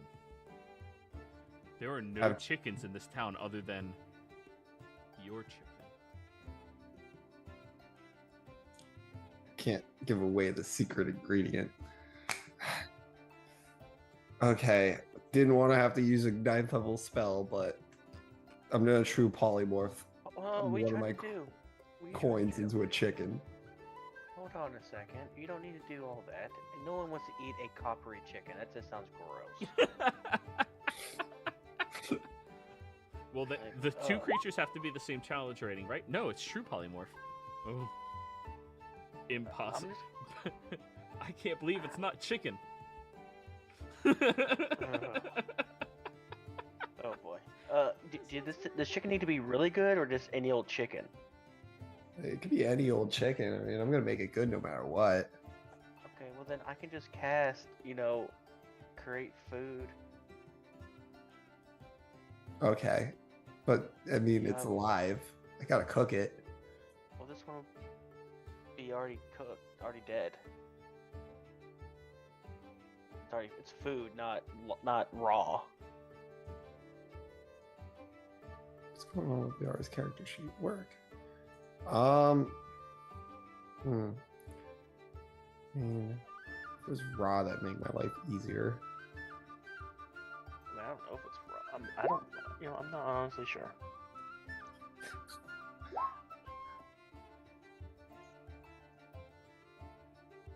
The What does water. it say?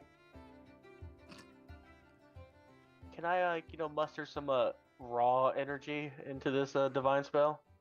So, the problem with this spell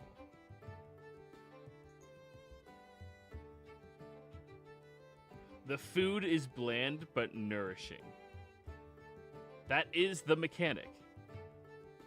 Oh, that's why I asked if you need fancy chicken, or asked her if she needed fancy chicken. It will, Yeah, in those fact, raw- taste like tofu that is chopped to look like chicken.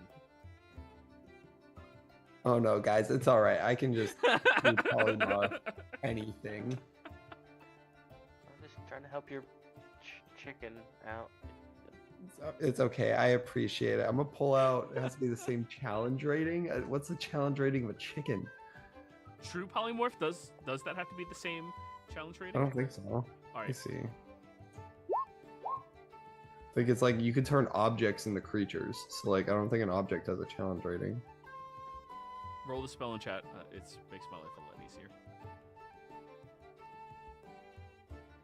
Polymorph. Please go in chat. Why? Something's going on with Liara's character sheet. I'm hitting it. It's just not going in chat. Is it showing up in the middle of the screen asking you advantage and shit like that? There it goes. Yeah, there we go.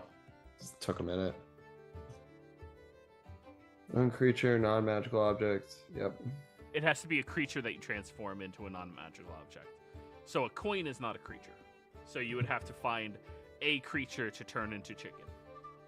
Isn't it like 3 different ways? There's creature to object, object to creature, and creature to creature. Oh, jeez. I have to keep reading the fucking wall. Yeah, object to creature.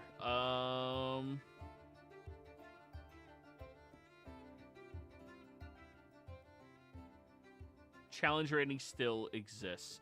So I'm gonna say a chicken is worth 1 platinum piece. I don't have a platinum. Well, I damn. only have electrum and gold.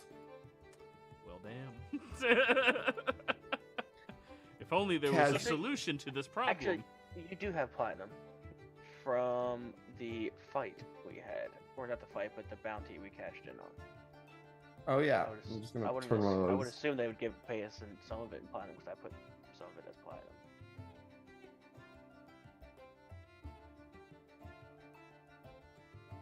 Yeah, I guess I'll turn 1 platinum piece into a chicken. So, you all watch as Liara summons forth the power that is wielded by gods in order to transform a platinum piece into. Okay, I just have to make sure you stay like this for an hour. Let's get back to the stand so I can start prepping the food. I'll be back in an hour and 20.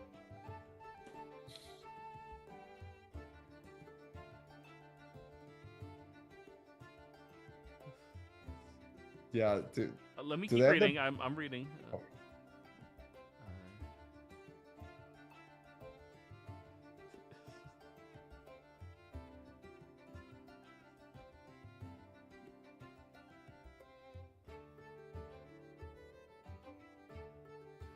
So, you go to kill the chicken, right?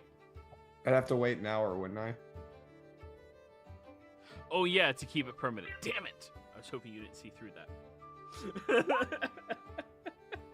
That would have been the most hilarious use of your knife. You stab the big. chicken and you just have a dagger sticking through a platinum piece. That'd be kind of impressive. Alrighty then. So, better use the Petra tomatoes to.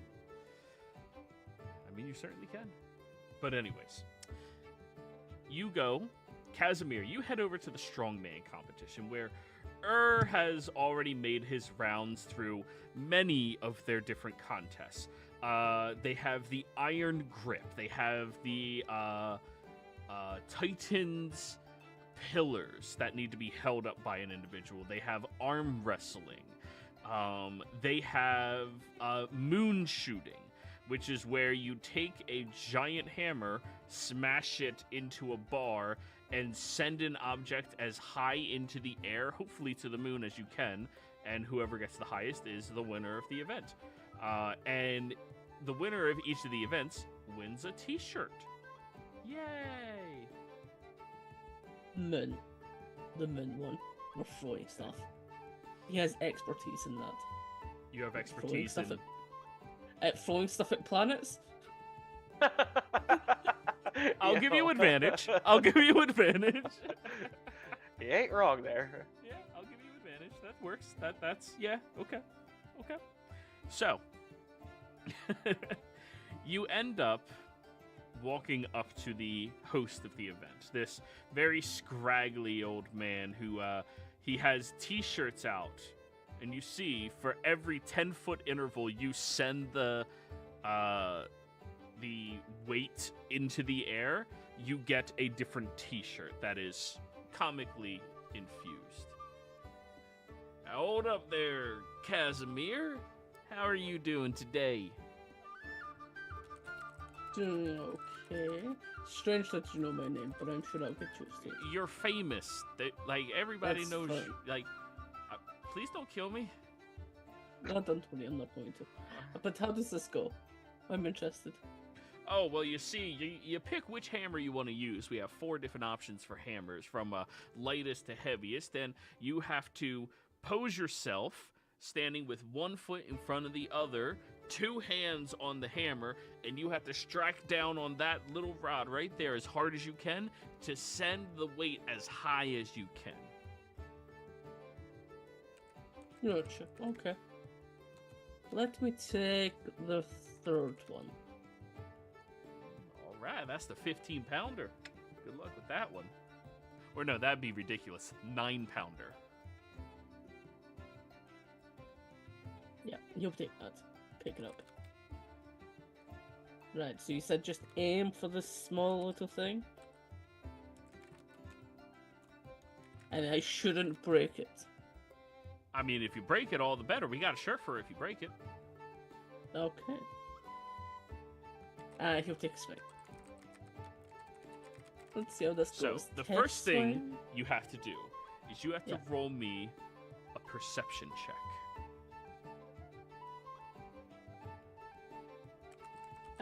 With guidance? Yep.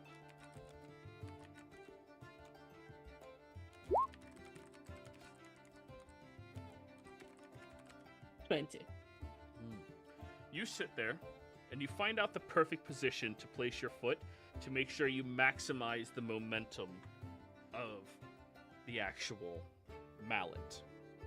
Now, of course, you hold it like this, and you keep practicing the dropping of the hands in order to make sure you have the right distance, sway, lean, all of that jazz. All right, sir. Whenever you're ready. Now it's an athletics check with advantage. And swing.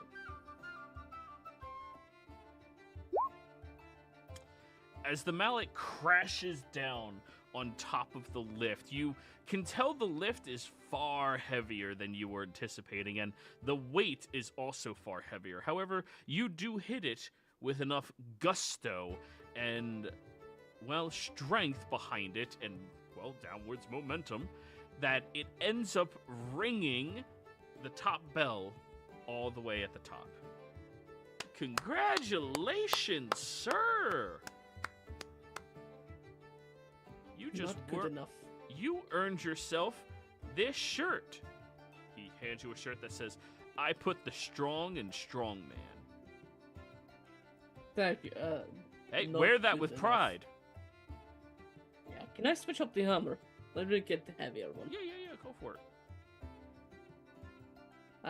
Because your bell still remains. So just let me... I mean, you try to break the contraption? Good luck. Not trying to... No, not trying to break it. He's trying to Hey, break make sure it. you put the shirt on, sir. Everybody needs to know how strong you are. That is a badge of honor. I'll sign it and give it to someone. You know you can't get into a lot of the competitions unless you're wearing one of the shirts from winning one of the events, right? Put it on an arm. Okay. So you get the strong hammer, the heavy 12-pound hammer. Go over to And the he side. wants to try it again, just to see. Okay. Go ahead. Roll me that perception check. Okay. This hammer is a little longer than the other hammer because of the weight. That's good for momentum, but that also means you have to stand at a slightly different position to hit it with perfect accuracy. Now, roll me your athletics with advantage. Ooh, you send it flying upwards, but unfortunately it doesn't even touch the bell before falling back down. Oh, unfortunate. And he unties the shirt from your arm and hands you a new one that says, Hercules who? It's all me. Hey, I want another one, fair and square. All right, it's your money. I'll take both. Thank you. No, you get whatever shirt you earned with the last hit. Or else why wouldn't you just sit here all day trying to hit the high score? You never said that before. It's on the sign. Do you not read? You never said that. There's a sign that says, do you read? It's Do right you- above my head. There's a sound right there. Please don't kill me. I will take my shirt, please. So you take back the shirt that says, I put the strong in strong man. Yes. Okay. I'm Alright, taking fine, both of them, last and try. then I'll give him like 20 gold. Alright, yeah, go ahead. Last try. Thank you. Right. Perception check. Get the right positioning. Oh no, on it. it wasn't. It wasn't going to. It was just going to take the shirt. Oh, and then call it a then day. leaving. Okay, so Yes. you missed out on I lift bells for breakfast, ringing bells and taking names, warning, strong man at work, got muscles, bell ringer extraordinaire. I came, I saw, I rang the bell. Hercules who, it's all me. Bell ringer, call me maybe. I put the strong in strong man and hit the gym, not just the bell. That's a lot of shirts. They have 10 shirts. Nice. And He's the got first two. 3 of them are like, have you ever seen 50 First Dates? No, that's coming to mind. Are you talking about the belly shirt that's mesh Yeah, that Sean Astin wears? Yeah. Yes. yeah.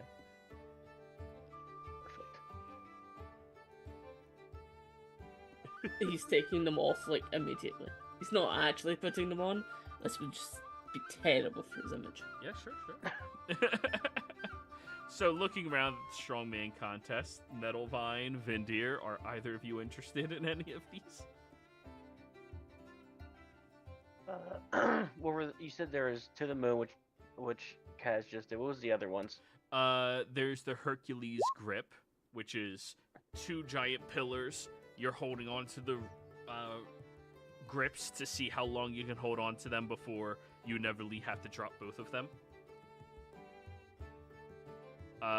In addition to that, there is flour tossing, which is to see how many bags of flour you can toss in under 30 seconds. And it's over your shoulder tossing. Let's give the let's give the tossin one a shot. Okay. So you go over to it where you see there's a bunch of these really fat but like strong, naturally built, corn-fed style of individuals. These people have lived their entire lives working hard for a living. And as you see that, you see many of them seem to have gone pretty well, and the high score of today is 10 seconds. Okay. He's gonna start stretching. Okay. Step on up, step on up. Alright. So I just chuck these over my head, huh? What? Oh, you're doing the flower toss? Yeah. Oh, for some reason I thought the Herculean grip. Okay. Oh no, the high score for the flower toss is 25. Well, over Okay, your toss. shoulder. You see, you have to be positioned towards the flower, grip it, toss it behind you, but it also matters if it makes it into the cart. Any of them that explode or go over the cart, they don't count. Oh, Also, if I toss him too hard, it could be bad. Yeah. Finesse. That stuff. All right. Well, let's give it a shot. Okay. You sit there. The guy, bing, rings. I need first an athletics check. Okay. You know what? I'm gonna use game advantage.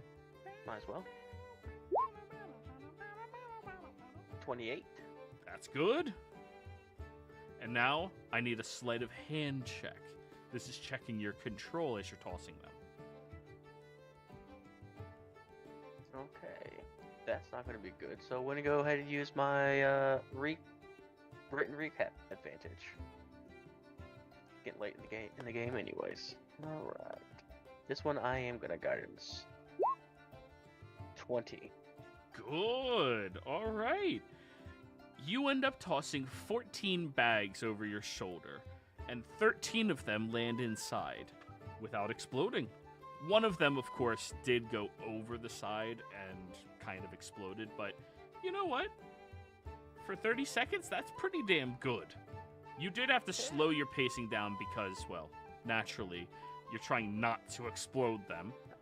You could toss more, but to do it with control, this is actually a kind of fun game. So how'd I do? I mean, 15, 14, you know, sounds... It's not record-breaking, but, you know... You did damn good. Alright. Yeah, you should be proud with that number right there. Do you give t-shirts? Sure. A flower a day. And he holds up a shirt that just says a flower a day. Well, I'm gonna put it on. Alright. Nothing's gonna cramp my style. As you're walking away, you do hear one of the farmer guys kind of chuckling. I can't believe how many fucking city slickers he's convinced to do his job to put all of that in the cart. I got a free t-shirt for it, fucker. Congrats. How the hell did he hear me? We're like at least 60 feet away. Yeah, I don't know. Yeah, I can still hear you. Nah, he's just fucking. He's reading my lips. I bet he's reading my lips. This guy over here, he don't know nothing. He don't know what to. I know more than you do. They walk away.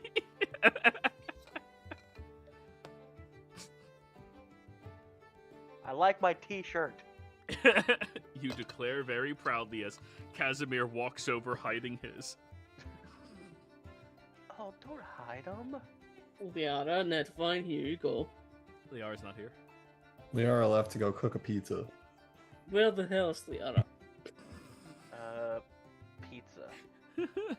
Okay, Pingu, you get this one then. Huh? Netvine, here's the t-shirt. Oh. What? Huh. Do you not like the t-shirt? Uh-huh. Do you want the other one? Uh-huh.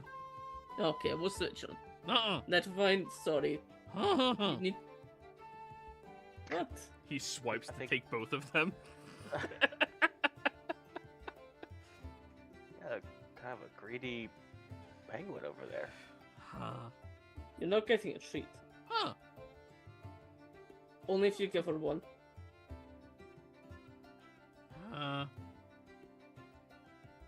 And he tosses you the Hercules who?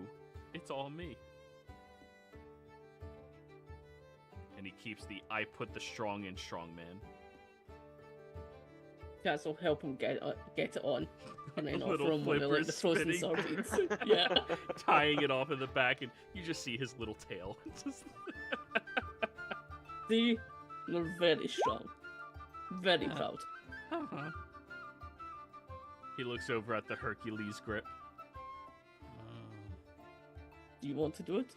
Huh? Let's go then. Okay. I want to watch this. All right. So you get over and you see the biggest, most vanity-stricken, muscular men you have ever seen before in your life, standing around flexing and checking each other out. You're an ageless vampire. You're not one to judge on people's preferences. So, you get up to the guy and he goes, I've been waiting for you to show up. What for? Well, we figured if you're going to show up and do this contest, well, you're probably going to be the winner of the day, right? Oh, I'm not. The penguin's doing it. Huh. Pingu, make a good showing. And he takes a gold out from you and just tosses it at the feet of the man. Oh, wait, no, Pengu has his own money. Yeah, he'll take a gold piece out of your backpack. He goes over. All right. The man pulls out the crates for Pengu to stand on, and you see that there's a horse pulley system to lift the pillars all the way up, and then these grips are given to Pengu, whose flippers barely curl around.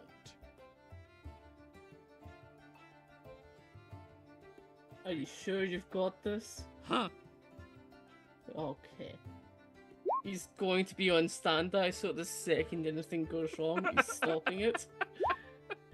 So he's just like half teetering on the edge of that thunder step, so it's like ready to go. Just constantly buzzing in the electricity. Just Yeah, vibrating basically. back and forth. Blurring in place, just waiting to go. I'm gonna give Pengu a little blessing.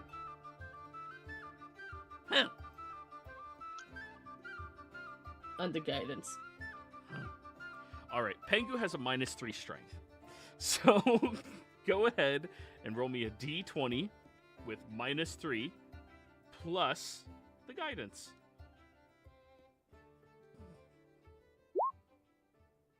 So 6, 7, 8. As the moment the horse's rope is released, the two pillars immediately just fall out from his grip.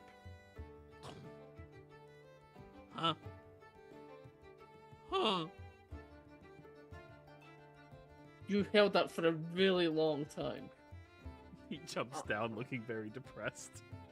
Honestly, it wasn't made for you. I think it's a little, biased because you don't have thumbs, man. Animal handling Yeah. both of you. Just They comfort did this thing. against you.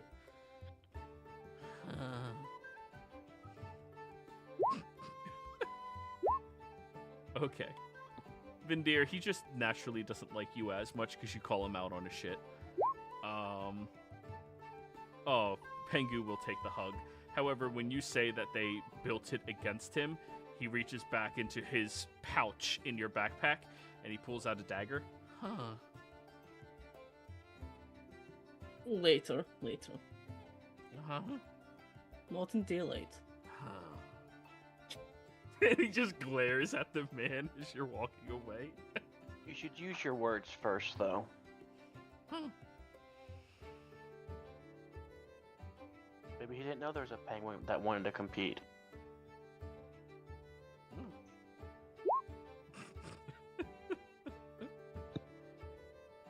Remember, this penguin is a demon, guys. No, As all he's just a penguins are. penguin. He's fine. Give in to vengeance at the right time, of course. Alrighty. So, all of you are having a good time participating in a few of these little side attractions and events. There's a good amount of money to waste on all of this, but it's mostly in good fun. Eventually, you all start hearing the ceremonial horns begin to blow. Liara, you're done your cooking of the pizza tonight.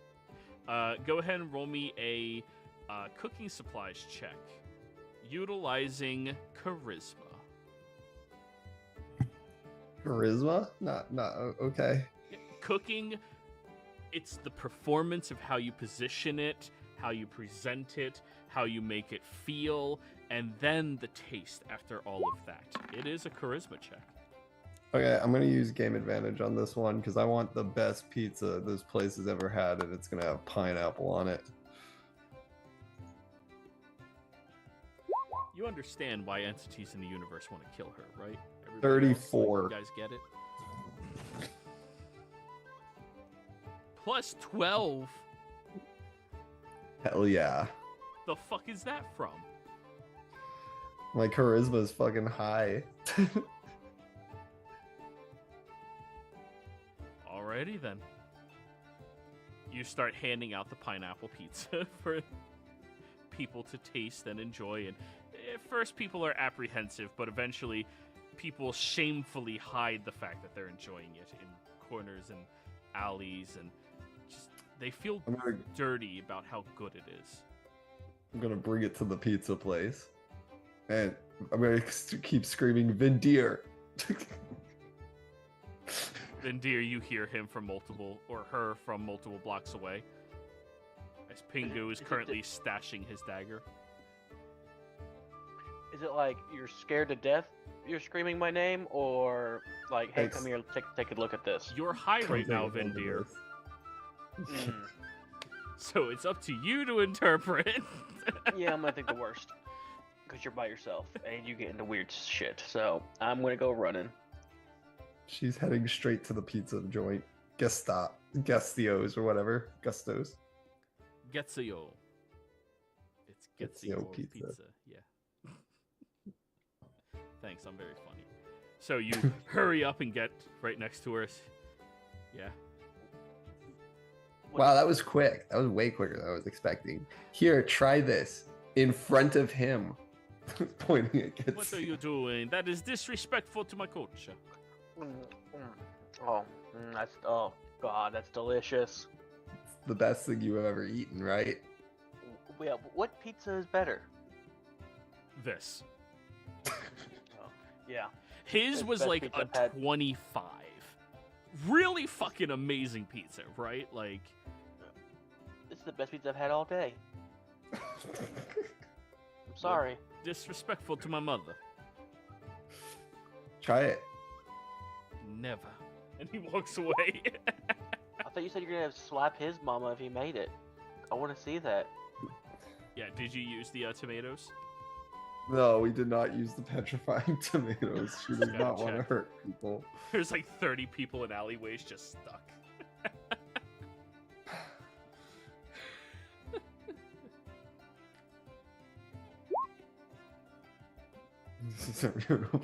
Liara doesn't hurt people. She said other people do it for her. Well, I guess he's not gonna try it, which is unsportsmanlike. Yeah. It is an abomination. Everybody likes it. Everybody is wrong. Where's your mother? The wild She's take. dead. You're disrespecting my mother. And he just goes away. She could be dead. I can still talk to her. He solemnly just starts kneading the pizza dough. But as all of you are doing this, you hear the ceremonial bells ringing yet again. And you see individuals are starting to head over towards the town square. Queen Riku stands tall. Nope, we're done with that one. Where's the other song? Solemn.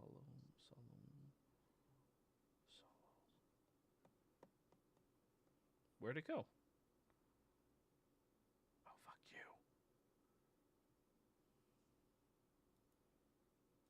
Okay.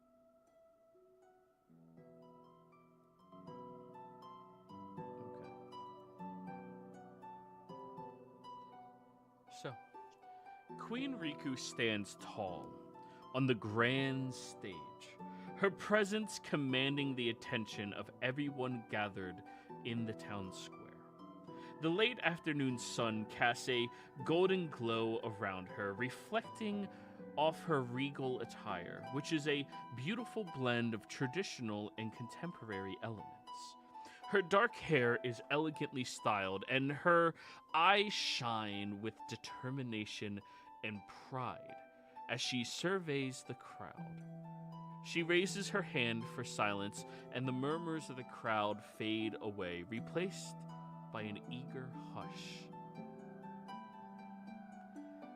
My fellow citizens of Zodiac, she begins, her voice resonant and clear. We stand here today not just as spectators or participants in this grand festival, but as a testament to the unyielding spirit and indomitable will of our people. Over the past few years, we have faced trials that would have broken lesser realms. Yet here we are, stronger and more united than ever. She pauses, allowing the crowds to applaud and have all of this sink into them. We have faced the tyranny of Askarvan, a force that sought to shatter our peace and subjugate our people. But we stood firm, we fought back, and we emerged victorious. Our courage and resolve were our greatest weapons, and together we forged a path to freedom. The applause begins to spread through the crowd, but she gently raises her hand again for silence. When the primordial water elemental threatened our lands with its ancient and overwhelming power, it was our unity and integrity that turned the tide. We battled not just for ourselves, but for the future of the Outer Realms as well, our children, and for the generations yet to come. We proved that no force of nature could ever drown the spirit of our people. Her eyes sweep over the crowd, filled with faces of all ages and races, each one reflecting the strength and resilience she speaks of. And when Morian was transported into the abyss, an event that could have spelled the end for our beloved city, we did not succumb to despair. Instead, we rallied together, we fought the darkness, and we brought our city back from the brink. This was not just a victory of might, but of heart and soul. Her voice takes on an even more passionate tone. Her words fill with emotion. These challenges have not been easy. They have tested our limits and pushed us to the edge. But every time we have risen above, we have shown the universe that Zodiac is a beacon of hope. A realm where bravery, resilience, and unity reign supreme. She takes a deep breath, her eyes glistening with unshed tears in them. Today, as we gather for this festival of competition and camaraderie, let us celebrate not just our victories in these events, but the spirit of Zodiac itself. Let us remember that we are a people who stand together, who fight together, and who will always triumph together. This festival is a symbol of our strength, our unity, and our unwavering will to overcome any obstacle. To all the participants I say this: compete with honor, strive for greatness, and remember that every challenge you face here is but a shadow of the greater challenges we have already overcome. And to all of the citizens of Zodiac, know this: you are the heart of this realm, the reason for our triumphs, and the light that guides us forward. And finally, to all of our visitors, good luck beating us. She smiles with a beacon of hope and determination. Together we are Zodiac. Together we are unstoppable. Let the festivals proceed. As she throws her hands in the air, and all of you see the sky behind her ignites with the large shattering of fireworks high above her, above the castle, up into the sky. You see them starting to burst and take shape into phoenixes and dragons, and starting to tell the various stories of all of the triumphs of Zodiac's history. You see the bursting of these lights meld and shape into the fights and combats that transpired, and the entire crowd is standing there applauding loudly, completely engrossed in this story and having just a grand time.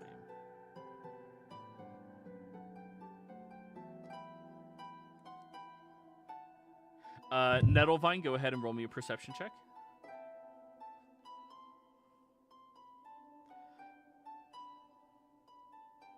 Oh, 26. I apologize.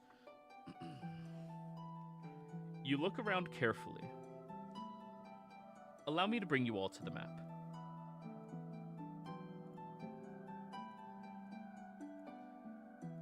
This isn't global illumination, right? Okay. No. Good.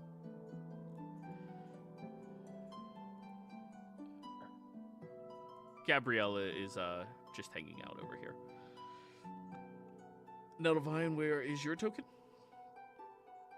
You look around and you see at a food stall behind you is this monstrous individual, Ares, standing there just glaring towards Liara with this hunger and hatred that is as raw a hatred as you can experience. You look around at the various other individuals that are partaking in this festival, and two other individuals stand out to you. You notice these two over here. The first one, the oldest elven woman you have ever seen in your life. And standing not but a few feet behind her is this very regal and noble looking drow. Much younger by comparison to her, but still fully matured, as he is gently applauding this event. And he has this lovely scepter in his hand that he's just letting rest in his bicep as he is clapping.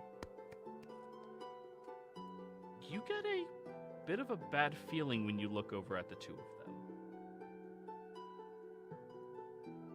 And as you look at them, the man turns and looks at you with a smile.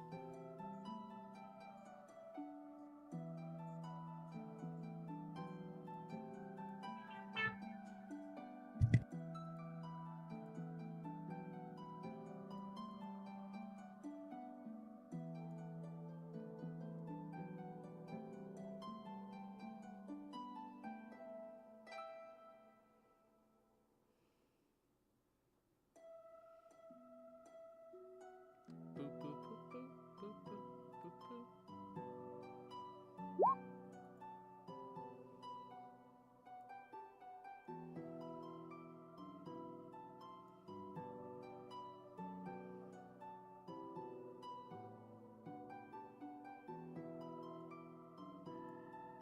So, Nettlevine. Wait, do you guys have that mental connection still? The spell you cast was only an hour, right? Yeah. Yeah, so that's been gone. All right, so And you I'm too think stoned that... to realize to put it up again. You can see Nettlevine and make that make the connection that there's probably something they're trying to communicate. Eventually, yeah, go ahead. Then I'll do that. All right. I won't ritually cast. I'll just straight cast it. Okay. All of you have the telepathic bond. Again, you do not hear Liara whatsoever. Liara, you hear everybody else, and you all get the ping from Nettlevine. On your guard, we have friends around.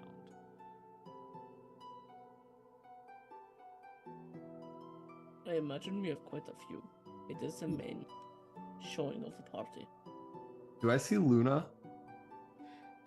Well, whoever you currently see from your position is whoever you see. Oh, Nor. I'm gonna walk up to Ares before Luna and offer him some pizza.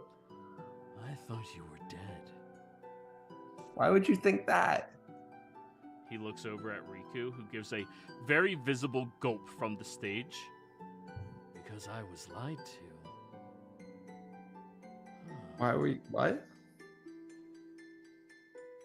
Oh, you weren't here for that session, were you? Everybody told you about it. The only reason Ares was helping save Oh, no, Lorien... yeah. Okay, well, there you go. Yeah, I do know that, yeah. Well, she was dead at one point. Or For some reason, I'm really hard to kill.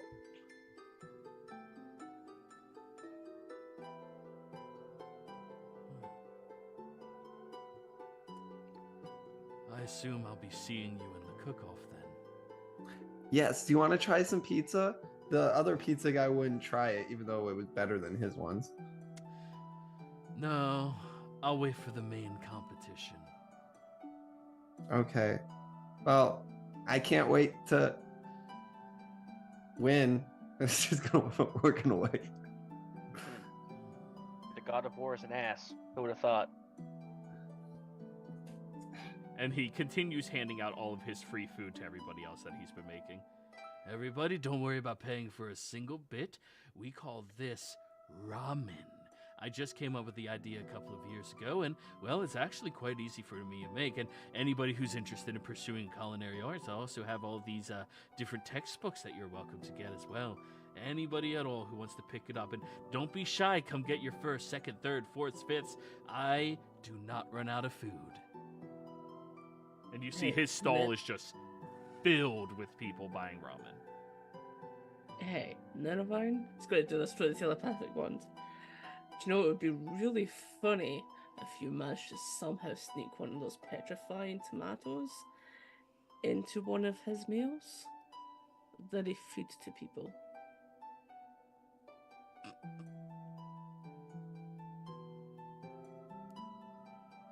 I feel like you're the best placed for maybe a job like that. Oh no. Don't get caught. And I never said this. Nettlevine, I would like you to roll me an insight check if you would.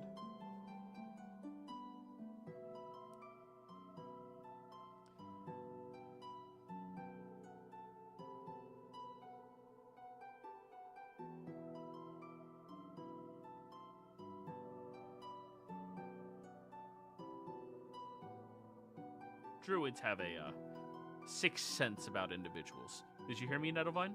Insight? Okay, thank you. Oh, that's verily unfortunate for you.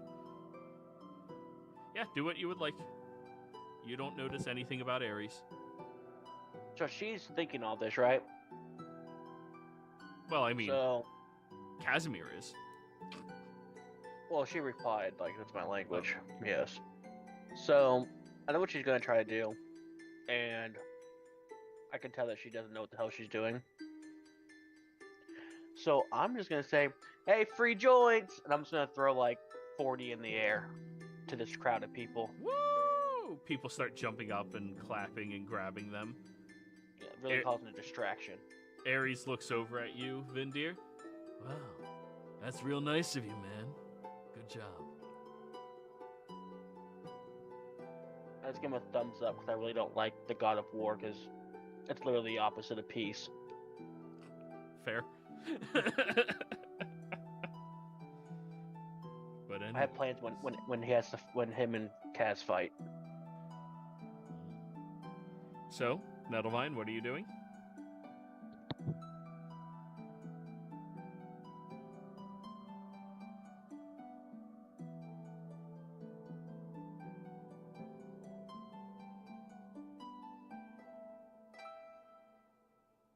You're going for it? Okay.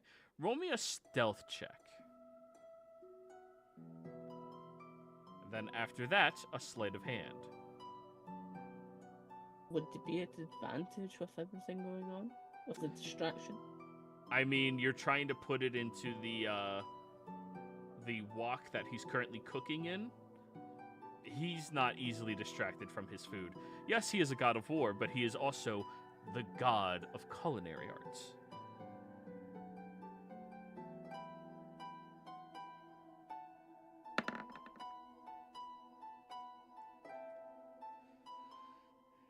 He looks over at you as you are walking over to the food. Hey, would you like to try some?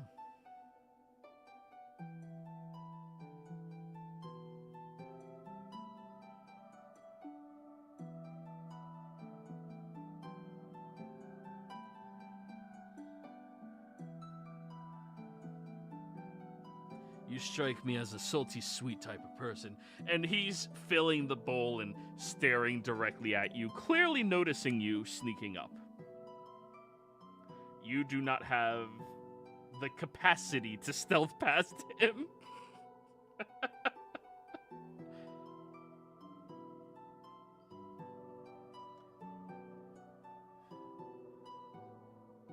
Yeah, 21 is your max. His passive beats that. Here's a bowl for you. Are you familiar with how to use chopsticks? I think the wood really brings out the,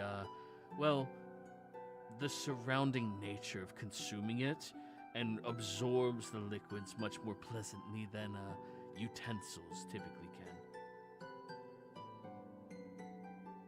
You want to try to lie to the god of... Okay. So you show him Tomatoes, the god of culinary arts.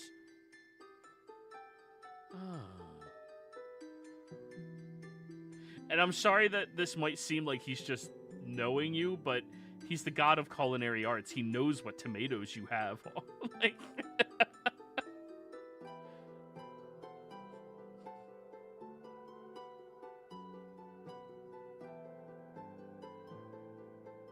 Stupid gods.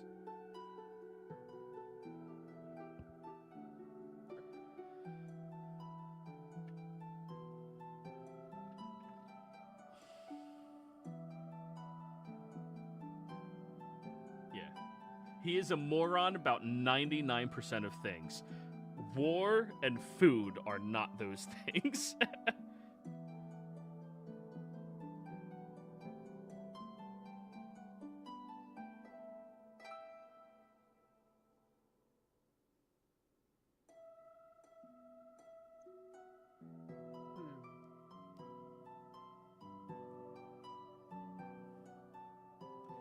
And she'll have a perfectly normal ramen bowl, and he will serve you a perfectly normal ramen bowl. Here you are. Enjoy it. And you might not want to cook with those things. Probably wouldn't go too well for the judges judging. Ta-ta. Ares, have you ever thought about not being the god of war and just being the god of culinary arts? I was for a time. You can thank your friends for bringing me back to war. Yeah, but like war's like so uncool. Yeah, he's just not gonna really win at being the culinary arts god. You can do all your trash talking you want. I don't know, I just beat a pizza place with pineapple on pizza. Oh wow, you beat a pizza place. Have you tried the pizza? Yeah, he won't try it. Nobody wants to try my food. God of War's chicken? Damn. He'll put a hand on your shoulder, Vindir. I understand that you're probably caught up in all of their glow, but she has been the most outrageously disrespectful individual I have ever had to tolerate. Well, she seems to be disrespectful to the gods, and you know what? I kind of agree with her, because y'all are fucking useless. And I ripped my shoulder away from his hand. Alrighty. He just goes back to feeding the masses. Everybody like my joints better than your ramen anyways. That's a lie. Nettlevine, that ramen is the most delicious fucking ramen you have ever had in your life.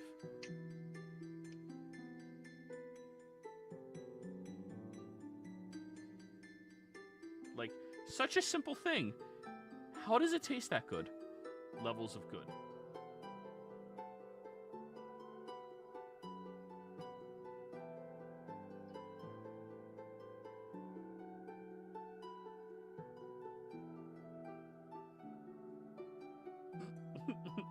If only you knew Gordon Ramsay.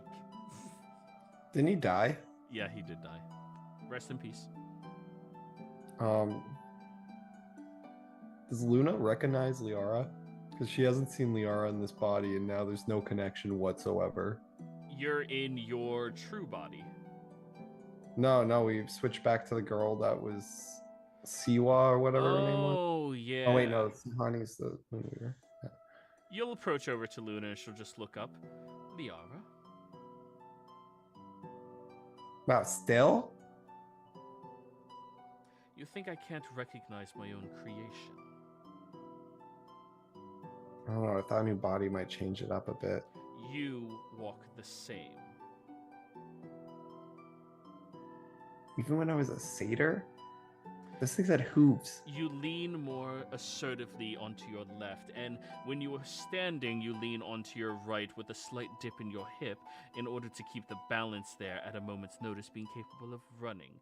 You always keep your hand twiddling with something either behind you or to your side. Seeing as one of your hands is occupied, I could tell it was twiddling with the underside of that plate you are currently holding. In addition to that, you always approach me with a level of caution and concern that is respectable and necessary, but a very easy tell.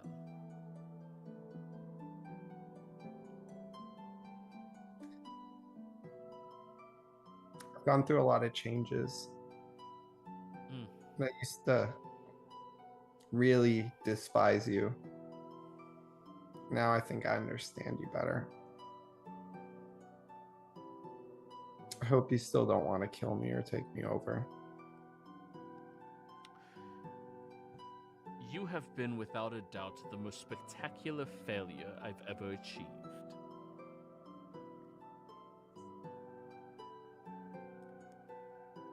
I always know how to give a slap with a compliment. You were friends with Desmond once, right? In a different world? I healed him. Of what? But corruption from the abyss. Surprisingly, wasn't as hard as I thought it would be. She smiles. I did hear about that escapade. I must say it is remarkable how free use you are of forbidden styles of magics. I mean, a ritual sacrifice and such a small portion. And sacrifice anybody. Oh, are there not 20,000 dead? 4. Or 2,000 dead? 4,000. 4. And you didn't sacrifice any of them. I tried to help them. It's hard doing something that you've never done before. Yes. And everybody that went there went knowing that this might not work out right. Knew the risks. And I have every one of their names written down. I looked at the wall every day. I can repeat them word for word. Anthony Carino, Amelie Claire. I am not judging you for this. I'm one of the few individuals who understands that sometimes sacrifices must be made for the greater good.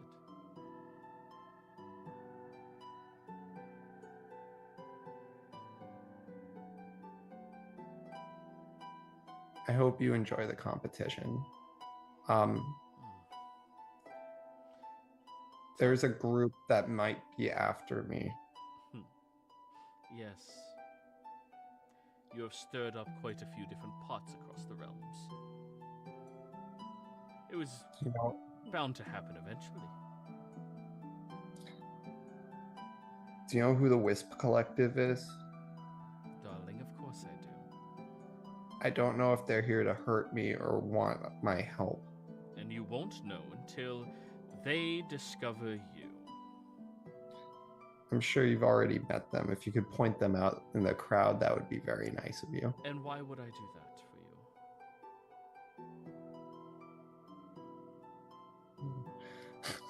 you? Well, I don't know. I guess it would be a nicety. But Also, there's a pizza guy that really wants to slap you. His name is God, I keep messing this up. Getzio. Should probably go talk to him.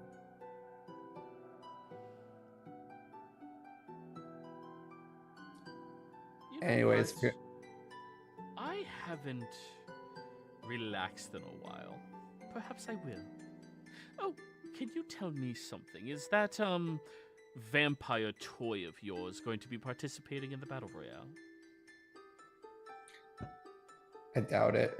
He doesn't like killing people as much as you'd think. Well, that's completely against his nature. Unfortunate. I was hoping I would have the opportunity to, well, see how strong he truly was. You're going to be in that? You think I wouldn't? Do you think that I need to be afraid of somebody participating? I look back at Gabby. The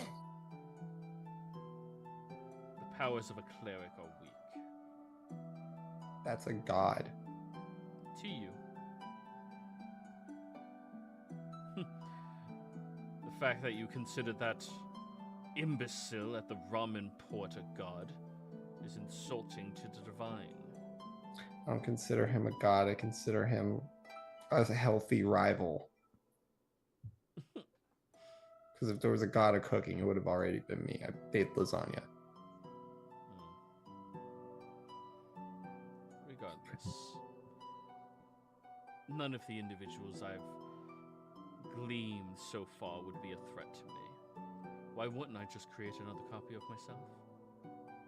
And let me forewarn you, if the Whisk Collective is here for you, you have two options. Option A, try to figure out nicely if they're here to invite you to join the ranks for some idiotic reason.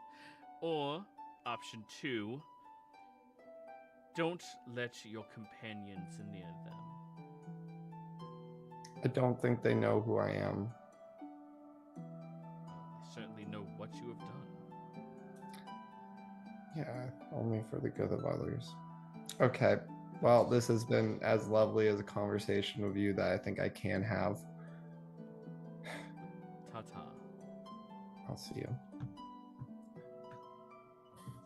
Gonna go up to Vindir. Yeah, I told her about the guy that wants to slap her. I'll point her out to him.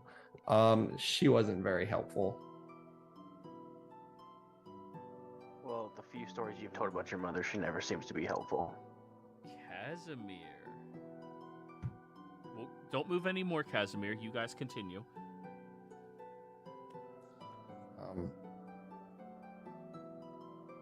Do you want to go say hi to another god? She's really nice. Is she like a god of fighting too? Because I'm not really like. She's a god of the sun. I guess. See what her deal is about. So, I've not really been impressed with these gods of your pantheon around here. Oh, they're all minor. The major ones can't really come down much.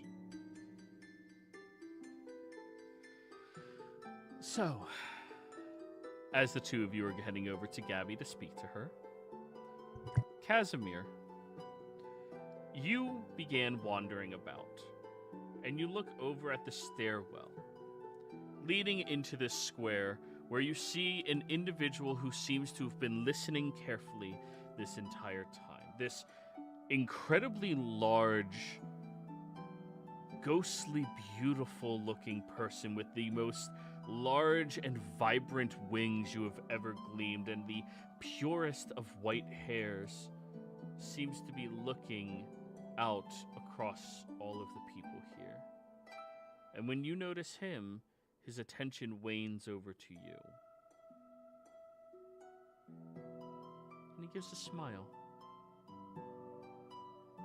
Insight check.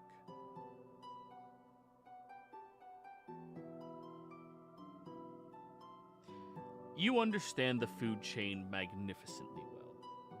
The people that are the most calm are the people under the least amount of threat. This individual looks at you with a face that is meant to lure you in. But you can see through the eyes that this man is a predator. He is nowhere near as pure and regal as he may appear. He is dangerous. He is bloodthirsty.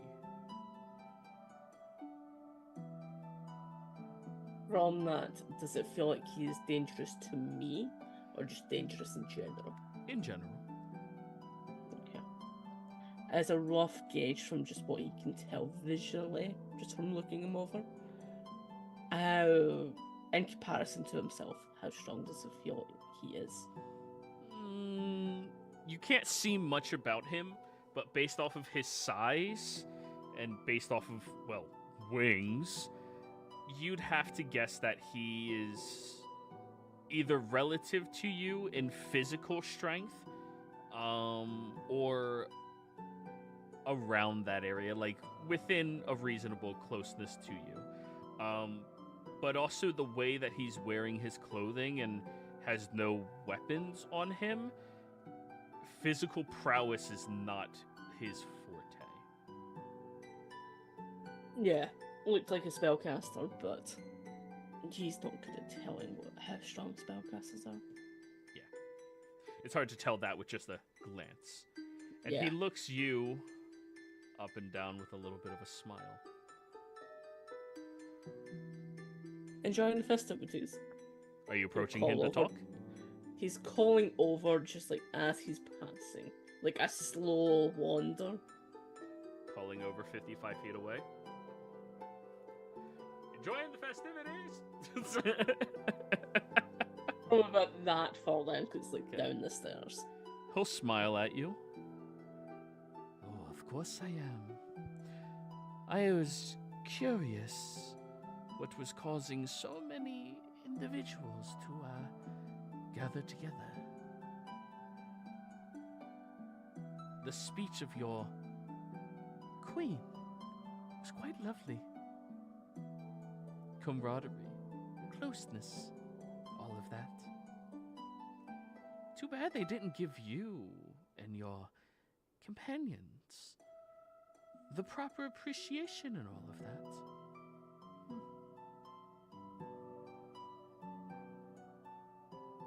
Which, so you're aware of me?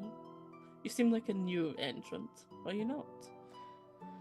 I'm new here, but I'm not new.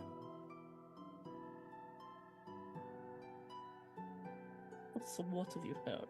I'm always curious to see what manages to slip away. Well, from what I heard, if it was not for you and your companions, this realm would have been lost long ago. Probably. And a few others. And yet they give you such little respect. I mean, where is your monument? I have no desire for a monument. You really do deserve a monument. Where's yours? Oh, I have many. Not here. And where is your lordship held? They did give you land for all of the assistance you've done in saving the city, correct? Grant you They your haven't- own tower, perhaps? Something to that effect. I have an estate elsewhere. Not that I tend to frequent it too often. Oh, good. It is important that individuals are given appreciation for what they achieve. I feel like you've caught me off guard here. You seem to know me, but I don't seem to be aware of you. Oh, Do you have a name? I do. You may refer to me as Herency.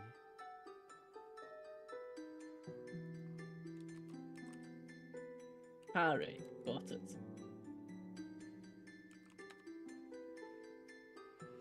My name is Herency. I'll try to pronounce that. I say that not in an insulting way. But I was just curious. Learning that one may be capable of cloning themselves sounded enticing. And then to hear that such miraculous and powerful individuals are going to be participants in some of these events, well, I don't think I'd be capable of forgiving myself if I missed it. I'm sure you understand. Of course. I'm sure you'll do fine. I mean, you only have some competition. I think there might even be a God of War joining. I'm sure you'll be fine.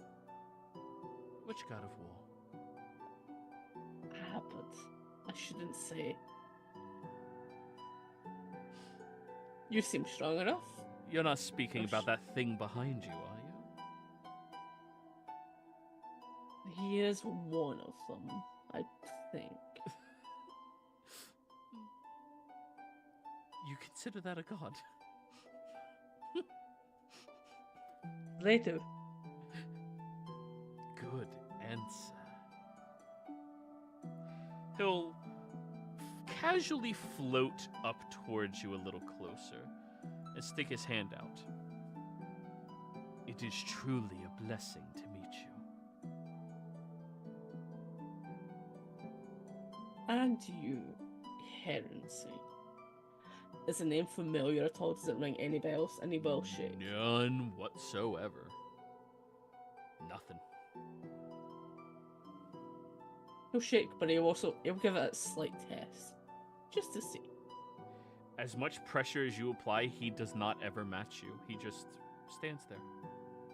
He only does like the minuscule little stuff, just to see if he would offer any retort, and then it loosens. He never squeezes hard, just casual.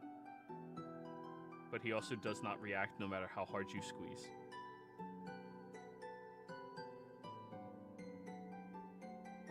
But yes, Vindir and Nettlevine. Vindir. You can roll a religion check if you would like. Okay. 1 second.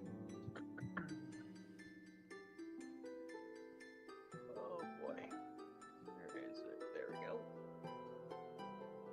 32. Not of your realm, but stories heard from other prime realms. Herency, also known as the One True King, a very noble, gracious, kind, loving deity that is best known for always having his followers' best interest at heart. Adored by everyone who ever worshipped him, and matches that same energy in kind to them. It is one of the few deities that is considered the highest tier of gods. He is in the same hemisphere as Janus. Can I look through my book to see if I can find any of his unanswered prayers? Yeah, roll me an investigation real quick. Ugh. 7.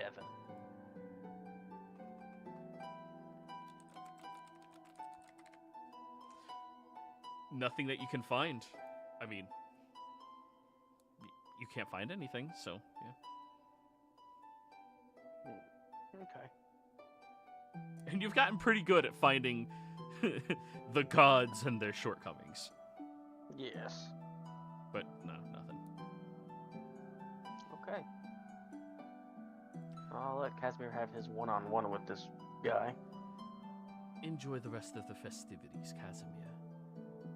And tell all of your companions, I pray that all of their endeavors come to fruition, and that all of their hard work pays off.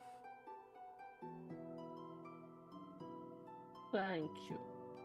You're welcome. You too. And as kind as all of his words are, Casimir, you can sense that malicious and predatory nature behind them. Have fun in the festival. I will. And you'll slip away. Okay. And he'll go back just a little bit. And I think there's not going to be a better time for us to call the session here. Other than Casimir, when you walk about here, you notice Marcella and Gavin seem to have made an appearance as well. Players, thank you all very much for playing. Viewers, thank you for watching. When we come back next week, we have a little bit more role-playing to get to, but then cook off! See you around.